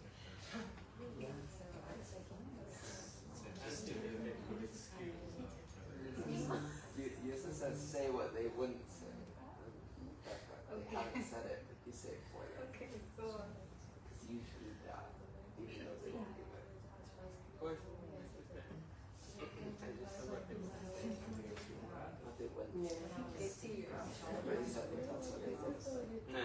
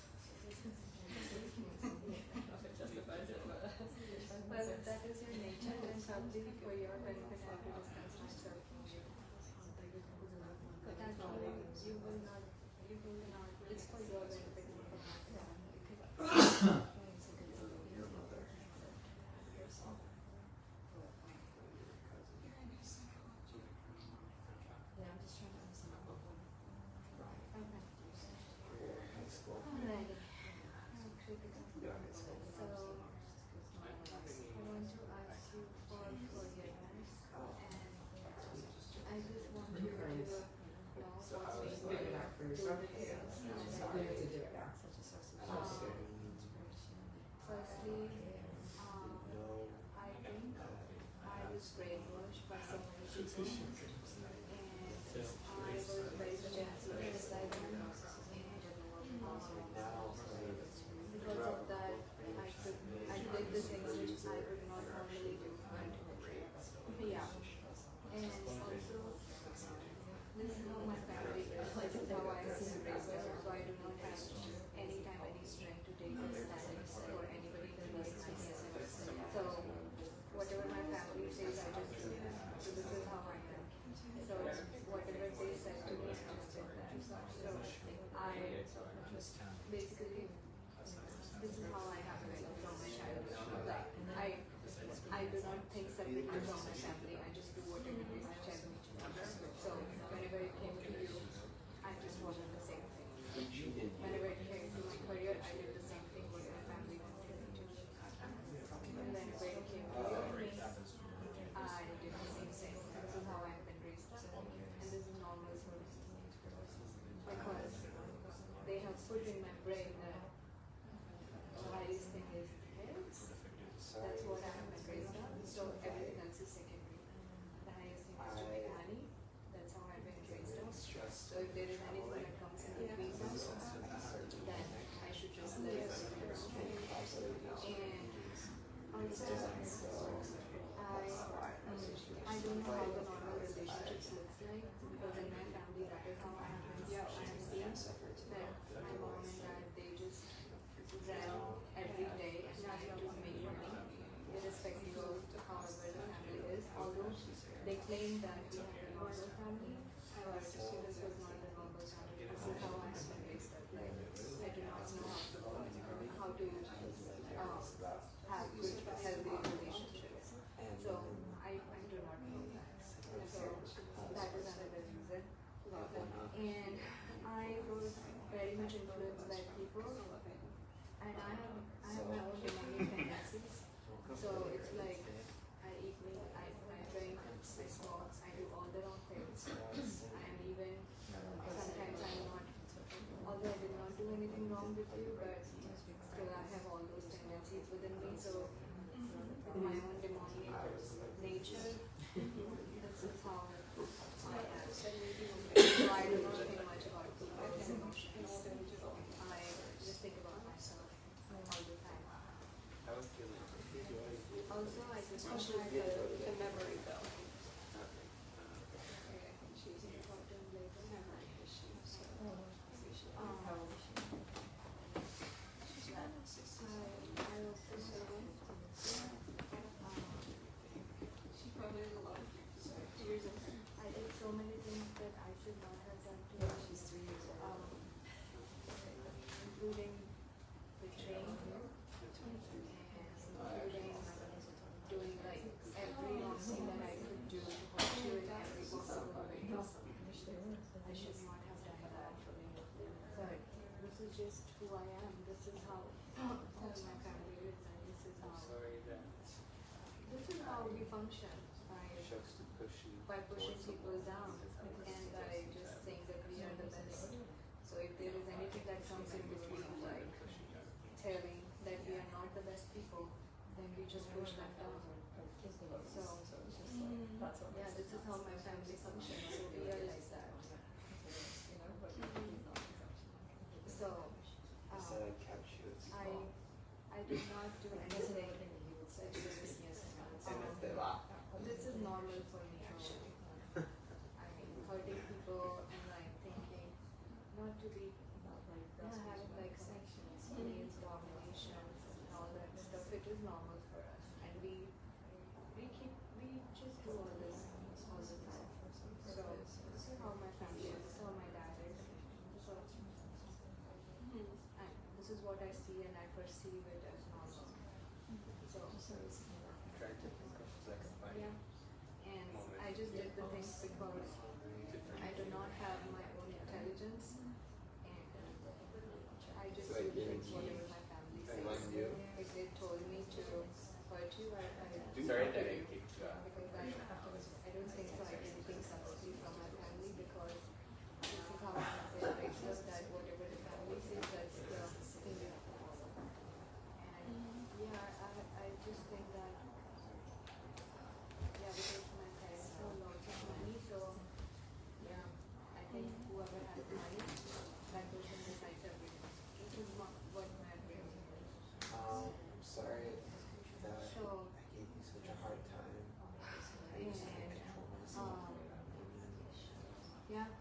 you on several occasions. I don't think so. I can ask you for any forgiveness. But I have hurt you on multiple occasions as much as I could, because this is what my tendency is to hurt people. Yeah, because my family,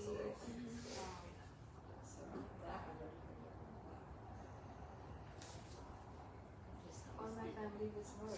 They just thought like you're not the right person for me, or they thought that you're gonna keep me away from them because you were from a different family, not from the same caste.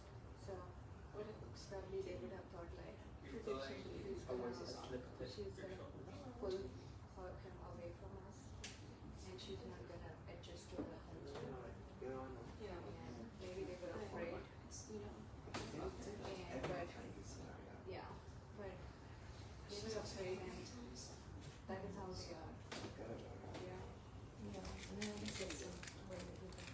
They just downgrade somebody, and this is what their values are. And I just don't have any separate values. I just follow them what they say. So whatever I did, although I could have taken a stand for you, but I am so weak. I am unable to take a stand for myself. So what do I do? I am not strong enough to take a stand for anybody. I am into myself, and I am lost into myself, and I am stuck within myself. That I find it hard to help any other person. In fact, the only thing that I could do is just harming other people, so that makes me feel happy. Yeah, and I just feel like I don't think so.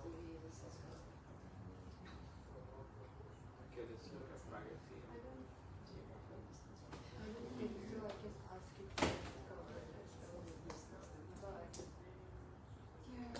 yeah, I think I did more than what I should have done.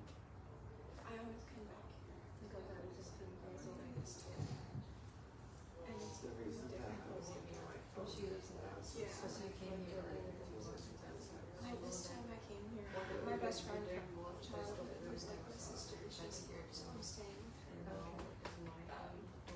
There was a point I told her left her, I said, I'm going to stay at your house. It doesn't make sense to get your house. Luckily I have an older brother, so she has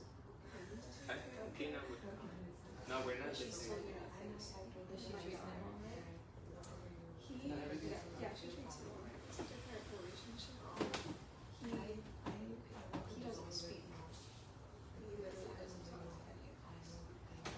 He's learned how to like show no personality, like show no personality. It's like this sort of coping mechanism to deal with kind of things. I think it's with the family, but he's dated somebody, and like even his girlfriend said he was very quiet, and he's interesting. So he's found a way to like completely disengage. It's called stonewalling, where you say as little as possible. Don't share anything about yourself personally to protect yourself from people. So he wants to tear you down. He's toxic and everything. You say they'll use that. Yeah, he learned that really young.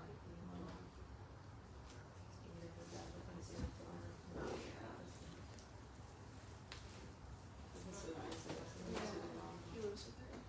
Good deal. Anybody need more time? He doesn't care. Yeah? Yes. How much?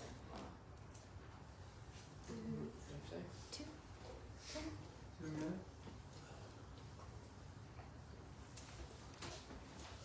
We have some fruits and cookies if anyone wanted some refreshments. We had a big order and there's a lot of things, so But then I I did not do I just did it Somebody's home?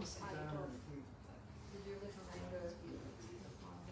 I did a lot of anger.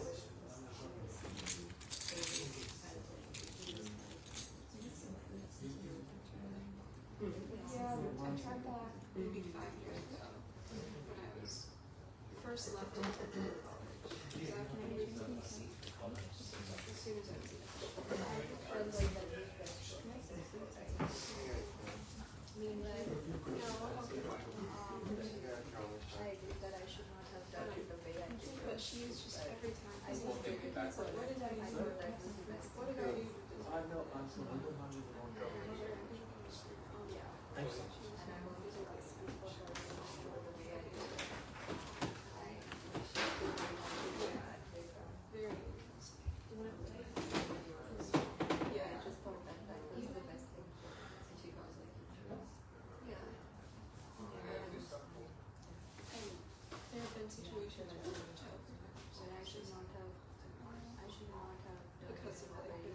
painful meditation like that. There could have been better ways to do it. I was a baby. I shouldn't have It was That wasn't. like the way I did. I was like a baby. Like hurting every but I don't think it was I should not have done it that way. And my dad, he passed away when I was I do feel that. so I can't really ask him what the And I did just he did, but he was like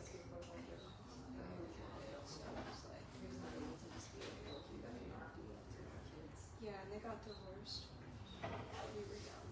And she had like more because we got completed. So it was interesting. No, not that I know. She's just. Well, I honestly I think can she only did. apologize to you for the thing that I have given because I was like older.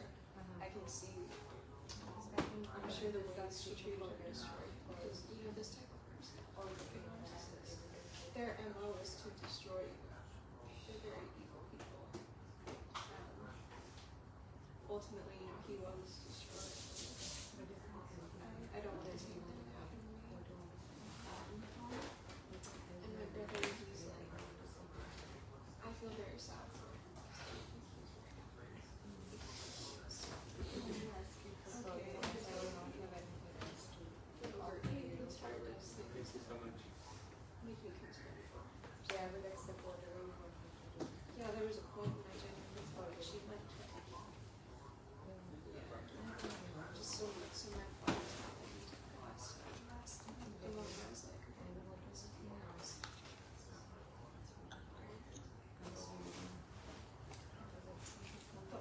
probably 18. This is like during COVID. It was the worst. We were like dropped.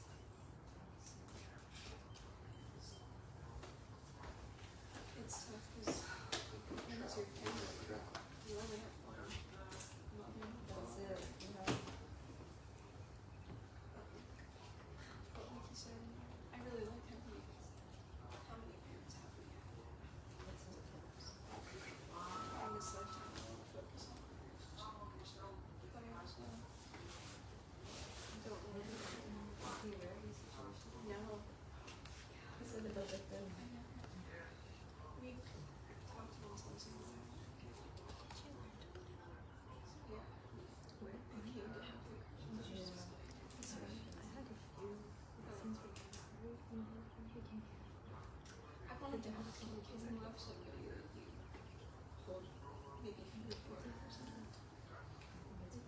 I mean, good. Still.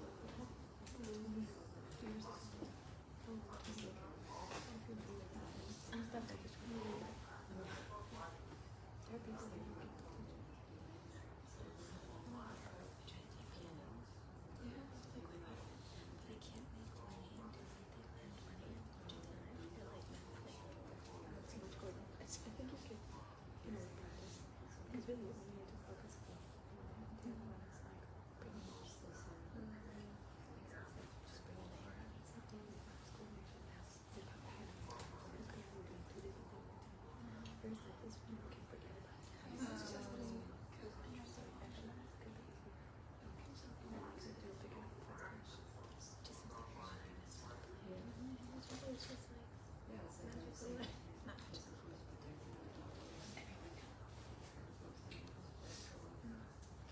So you're coming to December?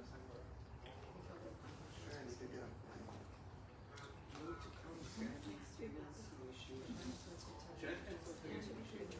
Oh yeah, actually, yeah.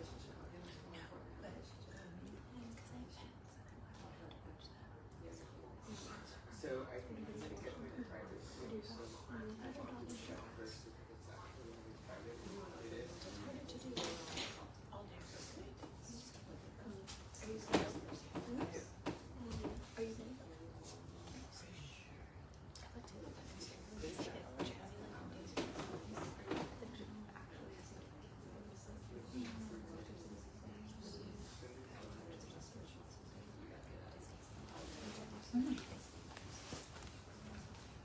You ready?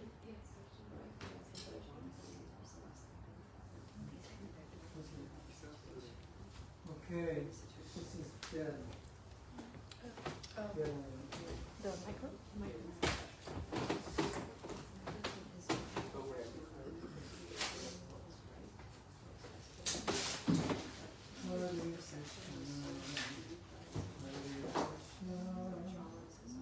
Krishna, Krishna,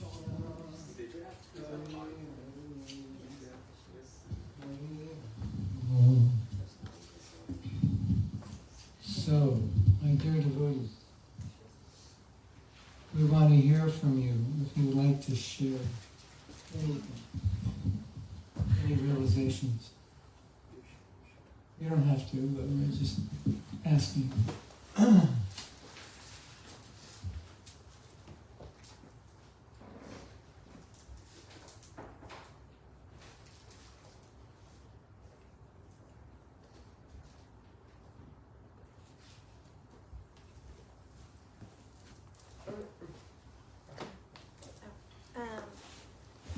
A lot of clarity was gained, and it helped me understand that as much as it was about the other person, like the person I'm doing the work on with, there was a lot that was about myself and giving, like you were saying, that self-care and that self-love. So it was it's very interesting. That's Light bulb. good. Mm-hmm. So it was good. That's good. I wasn't gonna say very much. I was gonna say that it was good, but I just noticed that it took the emotion out of. So even though I knew the story that the person has been telling for years, it took my emotion, my resented emotions out of it. Oh, good. You know? That's nice.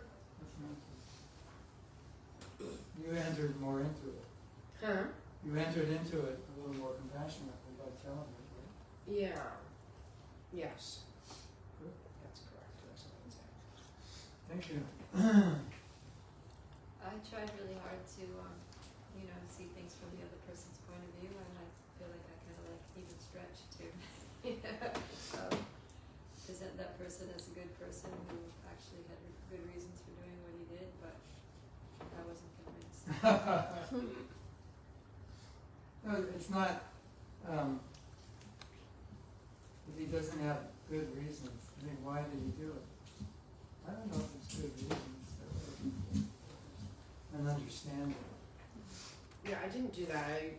Mine was like negative. Like, If you understood. yeah, it was. Yeah. It wasn't like me trying to make the person's actions okay. I just was stating what I know they think their actions were. What they're, you know what I mean? That's what I did. I don't know.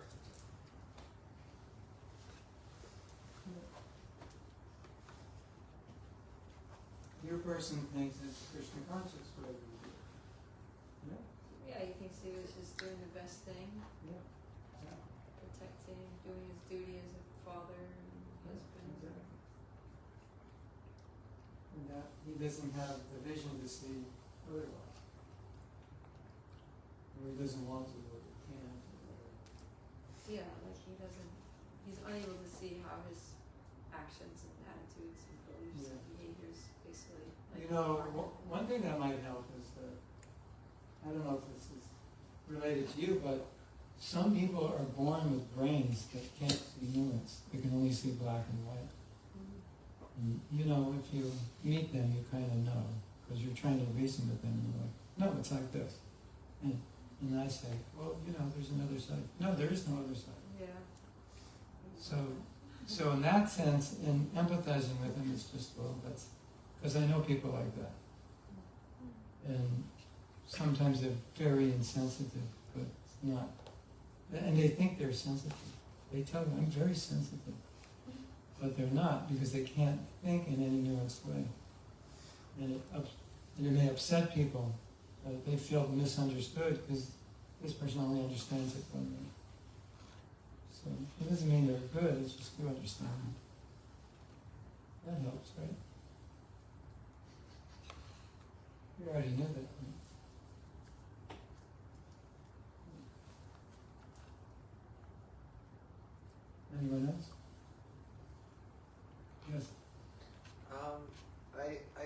light into kind of what you were talking about, how silly it is to get offended about some of these things.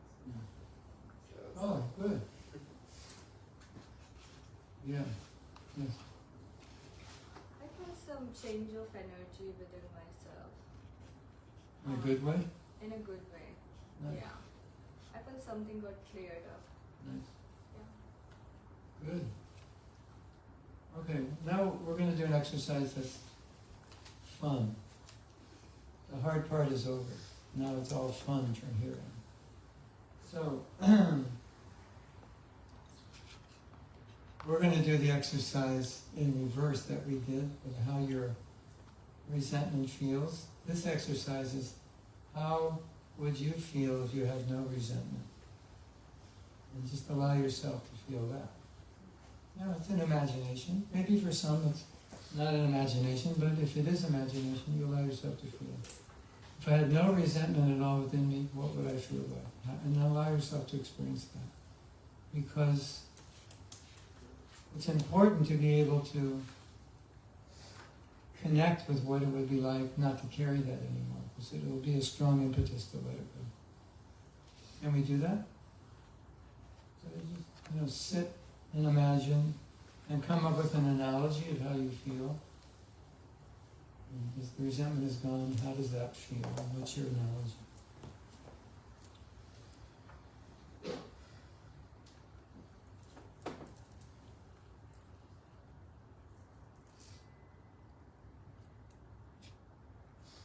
You mean within this one situation, not no resentment in the world? In general. Just the one situation, or no If resentment in the if you world? resolve this situation completely, you might resolve the other ones. But anyway, this situation, yeah, for now.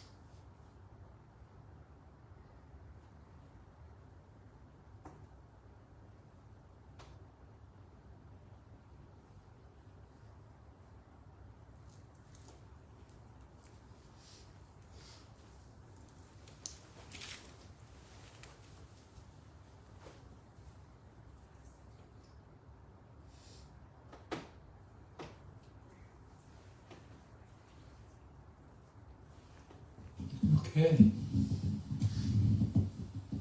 Anyone want to share? You can act it out also. Yeah. So keep it.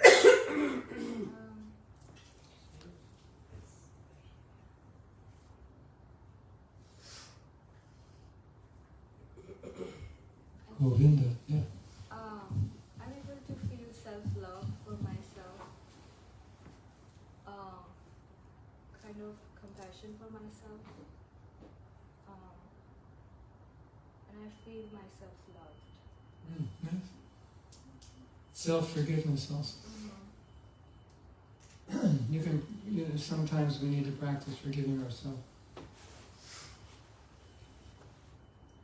I had a godbrother who said, forgive yourself for not forgiving somebody else. Yes. I'm an asana practitioner, and it feels like I just did a bunch of heart openers. Oh. Really? Much more free. Yeah. I think this is important because there's so much going on inside of us that we suppress, and if we don't connect with it, we don't realize what we're carrying. And when we realize what we're carrying, like, who wants to carry that? And now you feel, you have experienced what it's like not to carry it. It's like, that's the real impetus. And I have found that once I let go, that any other situation maybe would have triggered my resentment. It didn't, because it was so relieving to let it go. I never wanted to bring it back. And so people could mistreat me in horrible ways, and I was like, I'm not going there anymore. So it can have that effect also. Yes? I was thinking, it felt like before, I didn't have anything to give this person anymore. I was like, okay, I'm dry. Like, I don't have any empathy or compassion left to give to you. Oh, okay. And I feel a little more like, okay, I can try now. Oh, Okay, good. I have space for you again if you decide to, be open yourself. Okay. I feel a capacity to give again. And it's a little bit like okay, time to sacrifice some more for this person, but it feels good at the same time. Nice. Well, we'll do an exercise to intensify that. I was temple president when I was his age. At a temple in Vancouver.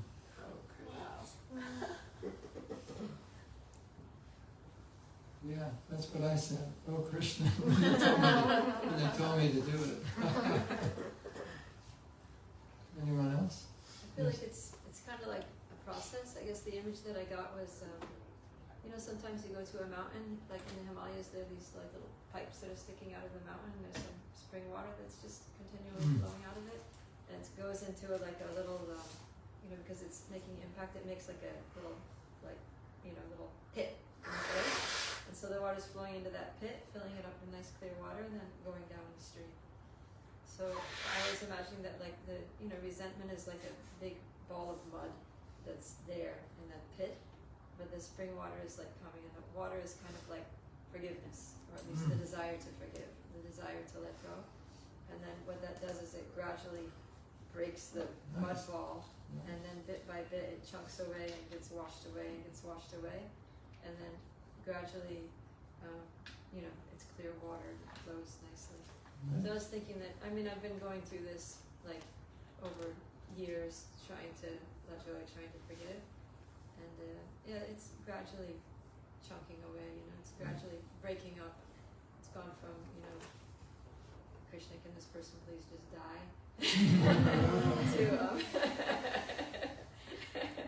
to something a little more compassionate. Well, your situation is a little different. A lot of people we have to forgive they're not so close to us. It's kind of extreme, And when they're close and they're in your face, it's an ongoing process because you always have to keep forgiving. Anyway. as we said, forgiveness is such a elevated state. And so being forced to forgive is very healthy in that sense. It's practically like a sadhana, you know, that you just need to do every day and just keep plodding along. It's not like a one-off, okay, I forgive, done, you know, and then next time, maybe months later, I need to forgive, okay, forgiven, done. It's like every single day we need to work on it. Compassion. Then we realize how compassionate we are not. It's like, it's easy to think you're compassionate until you actually have to be. You know? You ever have that experience? You thought you were compassionate until you're in a situation that required tremendous amounts of compassion. It's like, I don't want to do that. I don't want to deal with that. I don't want to deal with this person. The kind of compassion we hear about in Scripture is really off the charts. It's not common.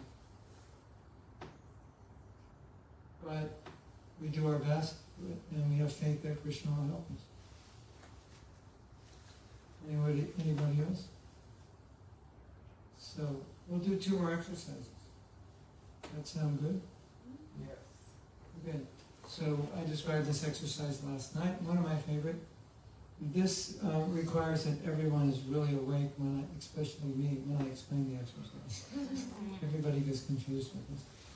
So you had a partner who disappeared. Oh, he left. That's perfect. That's okay. And I'll be your partner. So, well, can you just bring it, can you sit over here so I can demonstrate how this works, because it's confusing. We'll get a chair for you. Maybe you'll be the first group who doesn't get confused, or maybe I'm just bad at explaining. So, I'm going to be partner A. Stacy?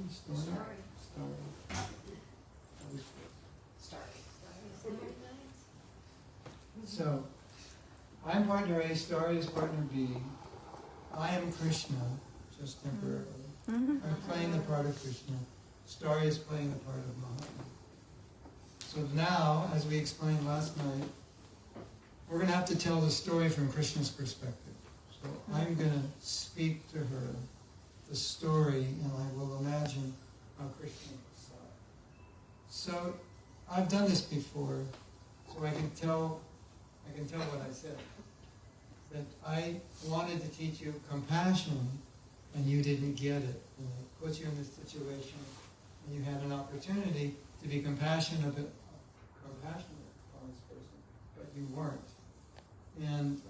And now you realize, after 23 years, what a jerk you were, and how you should have just been shown kindness, but you were all about punishing and revenge, and I just wanted you to realize where you're at. Plus, I wanted you to teach a forgiveness workshop, so you would have never taught it if you hadn't gone through the process.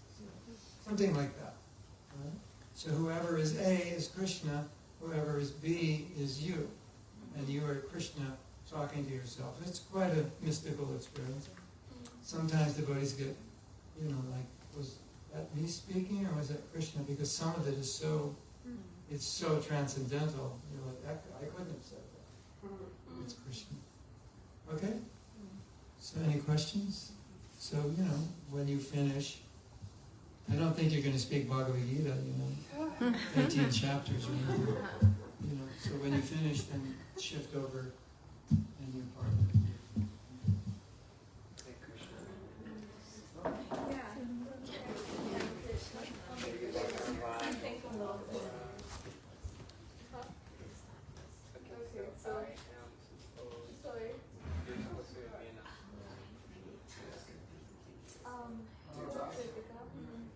I'm Krishna. You're Kritika. And I'm Krishna. So, I wanted to say that to you because I wanted to learn you. So, first thing I wanted you, first of all, I wanted you to learn to control your anger. Like this I person. wanted you to Who not was that? Because to just don't act everything spontaneously. That Yeah, you one of your want. compassion and also Second thing I wanted I you also to wanted learn you to did show become self much more control. disciplined. Just not like falling for anger. This working parent, Like not he doing wouldn't have things worked that as hard as he did you years want ago. that Far You away were from talking the about women of a good university. although you were feeling like you The independent person that you are, you and could have, but if I would have. I did not this like very you different doing person that you are becomes so attached to What? the family life. I also You are And community learning about you know, this person also I wanted you to bring taught you focus so much about life. The interests that you have in psychology have one day and to experience and what love you is probably like. would have been much more wild. now. Where you should be pushing your heart. Kept you in check. Kept you on. You could trust no one. I wanted you to Alright.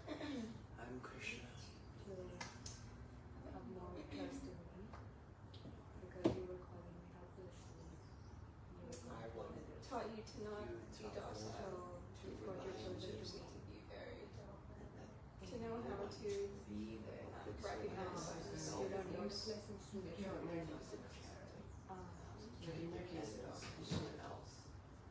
They have already processed an experience. I think And that we will won't be contemplate This the lesson of flow. happiness is one that you have Does it now. need to be Is this it processed and learned, or is it? And like learning Well, how you're to being Christian. Yeah. Show you. to Well, like, What it have these is. kind of psychedelics. easy to like, I put you in this situation very hard for you. because Or I you can I was there with you the whole time. drive yourself maybe, crazy. what if you haven't actually learned the lesson? I was hoping you had that. So there's suggestions that a lot of people are learning. The best of your It was very painful for you. Those are some things. Either case, you might It was a very best interest. That's right. That's the same process. As you go through it, and it starts speaking. Other realization. It's not you learn. Because she's went there. She's literally half You're trying to psychologist. envision how I Christian can see so many things inside of myself that universal she's there are some blessings and some things on me that I'm going to help myself. This is who we've embraced. I guess Krishna's also giving me the hard work of maybe these negative qualities I've developed over many lifetimes, but definitely learned in this lifetime from my dysfunction. I don't have the opportunity to excavate.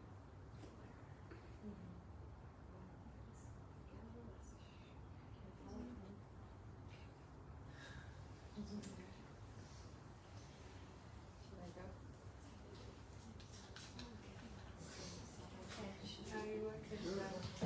I'm Prabhu.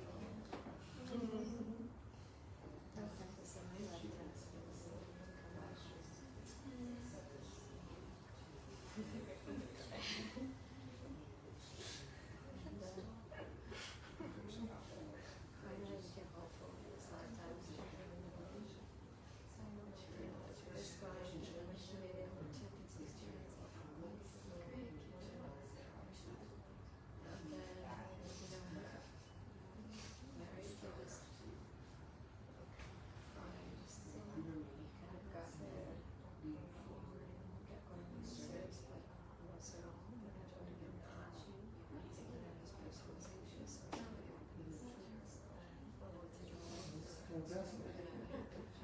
Not there. I haven't done that, but as a Krishna. To understand that that situation is the foundation for that. That's good. At least you know that's what he wants. I didn't know that. I could share my experience with you. It's just one issue. But You're not going to find happiness in the when I began to go, so it was like, this is what I'm looking for. It's very precious and I'm going to take care of it. That's part of it. And so, whatever would happen, no matter how sad it is, how difficult,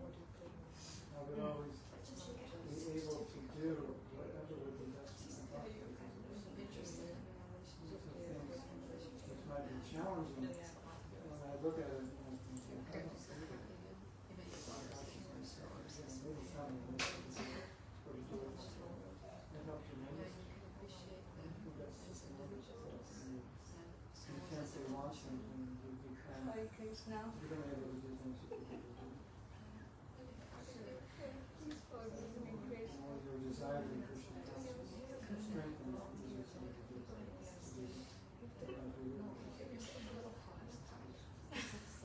But after this, you're surrounded by other situations. This to me is like just now the whole world can be Krishna. Again, this thing is what else. Probably like goals everywhere. Oh,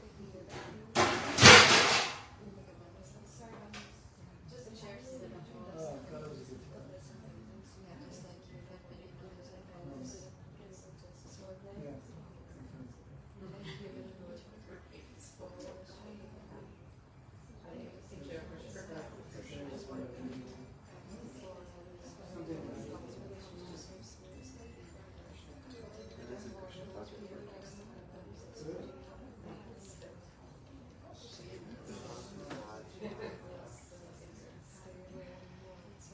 Krishna, the thing is, he puts us in situations to learn.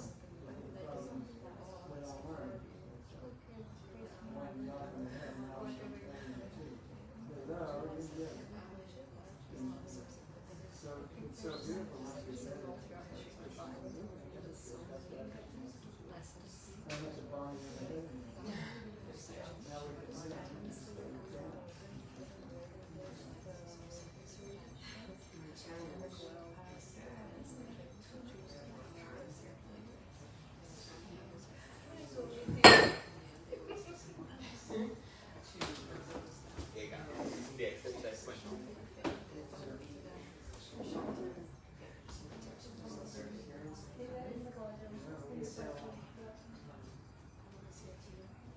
There's still so much mission.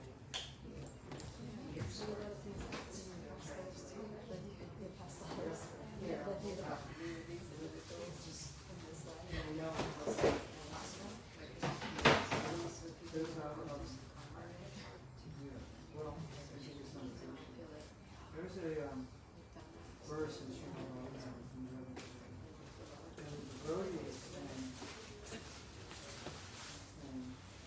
I'm trying to do this.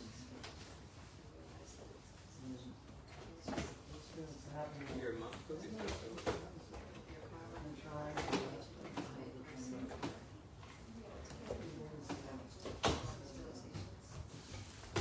in spite of that, I'll never give up my desire to continue my devotion. It's so beautiful. What he's basically saying is, my desire to be Krishna, I'm not going to allow my conditioned weakness so I'll preserve this. It's conditioning, it's not like I am want so it's almost like it's saying, my will is the doctrine. My condition and I don't pay attention to it because that's not what I want. So you kind of separate it. So it's not that it's good. Krishna. So that's the basic idea. It's like when the condition is there, then you say, okay, I recognize the condition. No. Reinforce what I want. No, Krishna can't tell. I want to emotions.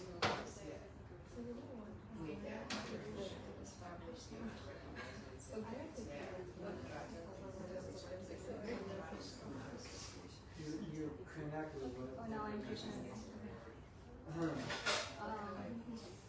It's actually nice to say it out loud. It's a nice kind of I don't want that. I want to go and state what it is you want to see how it shapes. I just did it one day. But I made it. No, I don't know. And I stated what I do want. So I reformatted the hard drive in my mind. Come to understand that.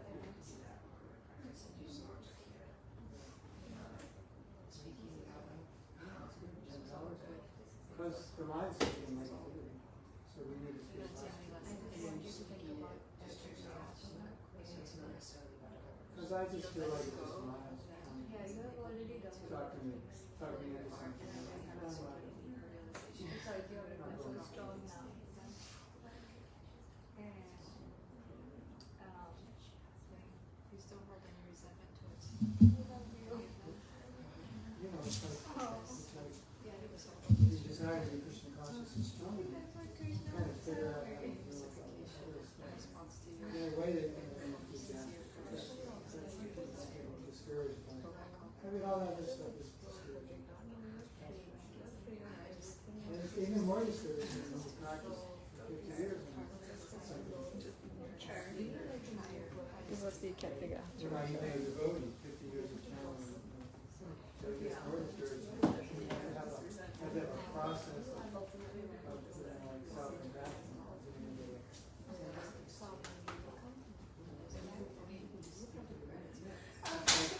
You get through layers. So there's always, kind of like, I thought it was all gone. I'm not into anybody. One person shows up. anything I take now. Haven't been able to Oh my God. work through that. I thought I worked with my lost or my injury or whatever, and less than 5 years, I explode. Wow. So it's like, I am human, and these things happen. So then you read stories in scripture, and the truth things fall for beautiful, meditating in the forest or along the paths. Like Krishna just wants to tell me I one fall. thing. Krishna loves me. So it's like, okay. I just feel like You have a body, you have a mind. that's the only thing he wants me to do. In that perspective, it It's actually rare that makes someone it will perfectly follow. because no one did it. Okay.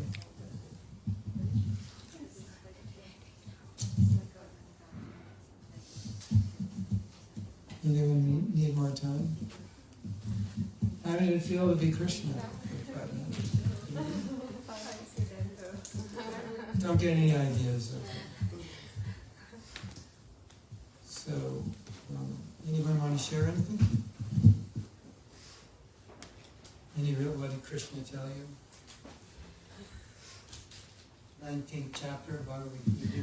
This is the 19th chapter of your Bhagavad Gita. Krishna told you. Okay, we have one more exercise. So, this is really, this is, Yeah.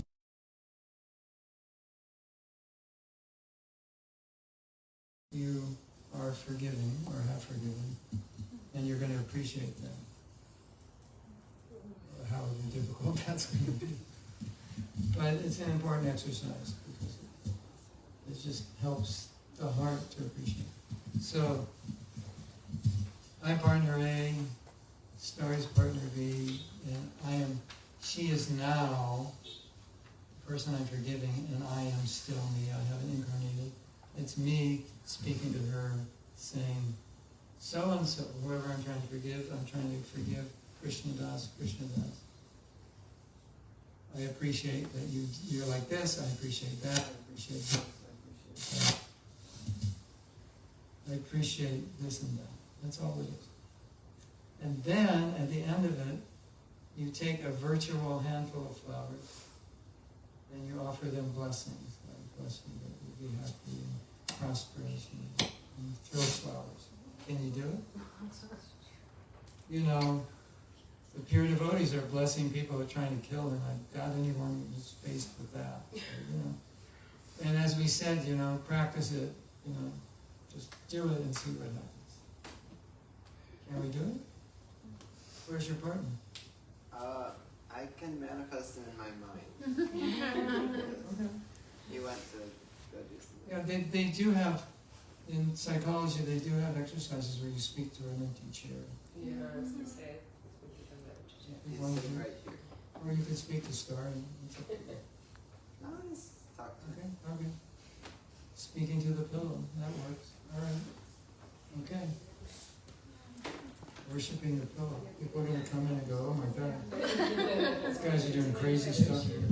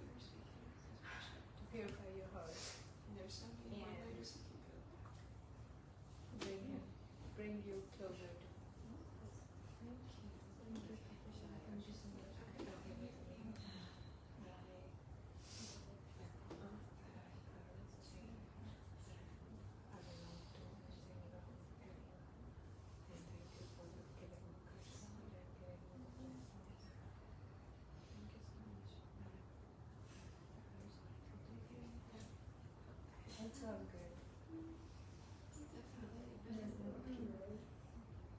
No more. There is no more resentment between us.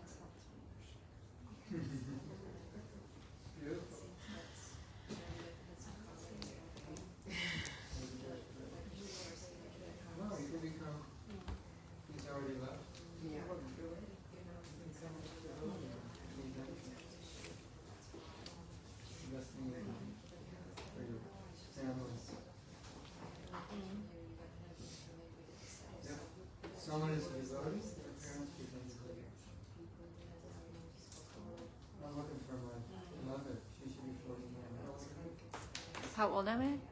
47? And what year are you born? 78. She died in 76. 48. Everyone that age. So where did you say that? Where you said that?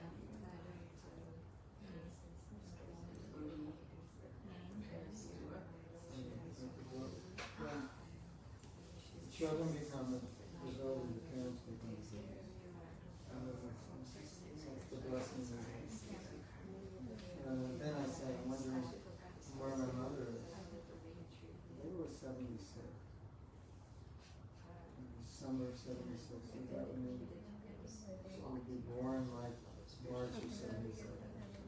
You were so young when she left you. 26.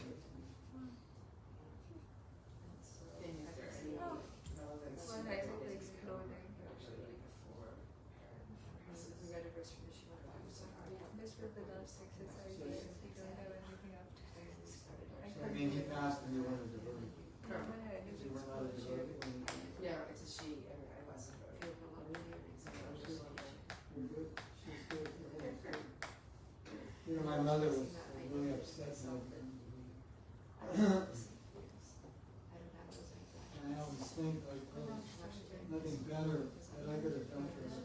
She was, it's not nothing better I could have done.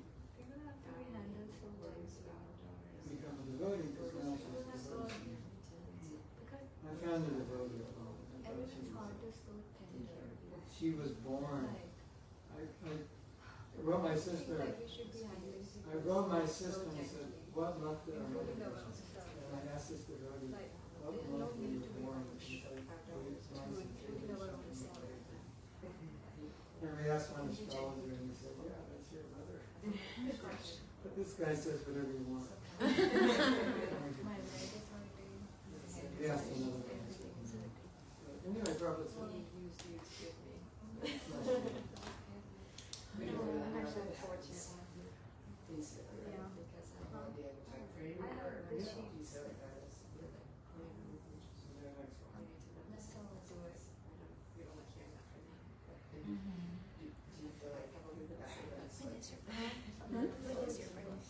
When? August 19th. the next birth will be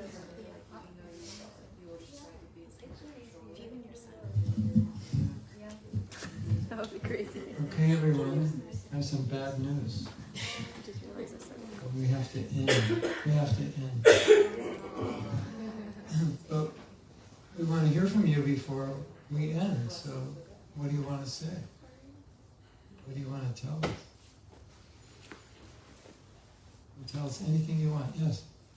I realized I cared more about these people than I thought I did. Oh, nice. Because the hurt made me think like, oh, you know, I don't care about them. They could go to a hellish planet. I actually do care about them. So. That's good. We didn't choose the hellish planet you want to send them to, did you? Yeah. You know, yeah, I think this is so important because the heart of a devotee is meant to be compassionate, and if we find something else in our heart, we got to deal with it. Yes. I actually remember I was in this place where I was saying, I hope that they are miserable so that they wake up to what they've done, you know, or wake up to that, you know, perhaps they've left Krishna consciousness. I hope that they suffer so that they learn or something like that. But That's Krishna's job. yeah. No, we're supposed to pray and bless them. That's our Learn job. and enjoy. Our job is to bless. Krishna's job is to figure out what they need.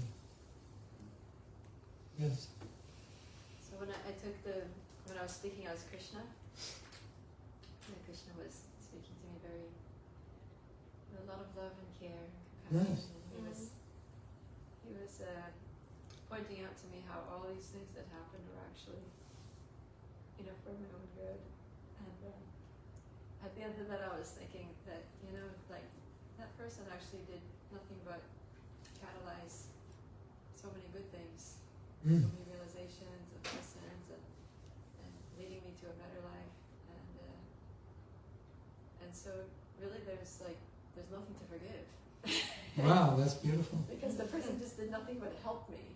Beautiful. And so, yeah, there's like no reason to have resentment, because why would you resent somebody that helped you learn important lessons and Yeah, helped you that's have so good. realizations and helped you that- become detached? And That's the highest realization of forgiveness. There was never anything to forgive in the first place. Well, here's something interesting. I don't know if I said this in that course, but there's a teacher who said something that blew my mind. He said, if you study Buddhism, if you study Gita, Vedas, all the scriptures, even Christianity, says the world is a place of suffering. And we acknowledge that, and we appreciate those scriptures that say the world is suffering. But when somebody brings that suffering, we hate them. So he said, we're honoring Buddha, Jesus, Krishna. We're telling us the world is a place of suffering, and we're beating up the people who bring the suffering. He said, but then he said something like, perhaps everything happens for a purpose and there's actually nobody to forgive. I said, wow. He's not even a devotee, and he said that. So I love that you said that. That's, in my book, that's I'm the also highlight. happy that I was able to say it. Krishna said it to me. To me, that's the ultimate realization of forgiveness. That makes it easy when you realize there's no one to forgive. It's like, okay, that was just an illusion in my head. And Okay. actually, like taking a step further, I actually felt sorry for that person because, he was kind enough to help me have these realizations that have helped me advance spiritually and helped bring me to a better place. And he hasn't had those same realizations. Oh. And he's still, struggling with fears and anxieties and things that I don't have, because I've kind of like grown, I've had to grow. Like he made me grow, Right. but I didn't. Maybe it was too nice to him, I didn't make him learn the lessons that I had to learn. You always go kick him in the face. Not that I'm going to do that. I'll leave that to Krishna. But yeah. He's getting kicked now. Yeah, Hare Krishna. Welcome to the material world. Have fun. Best thing you can do when you're here is get out. Work on getting out. Anyone else want to say something? Yeah. When I acted like Krishna, I just realized that I need to ask forgiveness for myself, because I think I abused myself. Yes. And I just felt that Krishna wanted me to love myself and Yes. wanted me to know that he loves me so much. And yeah, I think before forgiving anybody, I have to ask myself for forgiveness for what I did to myself. Yes. Yes. Very good. And when I told to the other person the blessings, I felt that I don't know, a part of me felt really good, because I felt like, okay, this is what I got for you. I know you had got so many other things for me, but this is what I got for you. So kind of made me feel better about myself. Nice. Yeah. Good. You should take our self-care course online. That'll help you a lot. And this forgiveness process we did, there's more to it. We have a forgiveness course online. You can do the process to yourself instead of another person. You're talking to yourself. I did this to you because, whatever, I mistreated you because I was, whatever. It's interesting. Anybody else? Yes? I have a question. That's alright. Yes? So often, we hear about the potency of the prayers of the devotees, and we shouldn't think ourselves some Mahabhagavats or some, oh, Krishna will do exactly what I say. But the same people I've experienced, I'm serving the deities and I'll touch the deity's feet and I'll think of that person and, put some well-wishing out. And sometimes I'm curious, is it actually having an effect? Will it actually benefit them? Well, I will say it's a qualified yes, depending on your stature spiritually.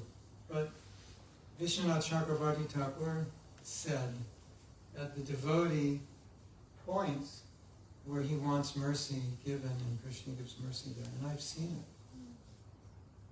So if you want to show mercy to someone, Krishna notices, says, okay.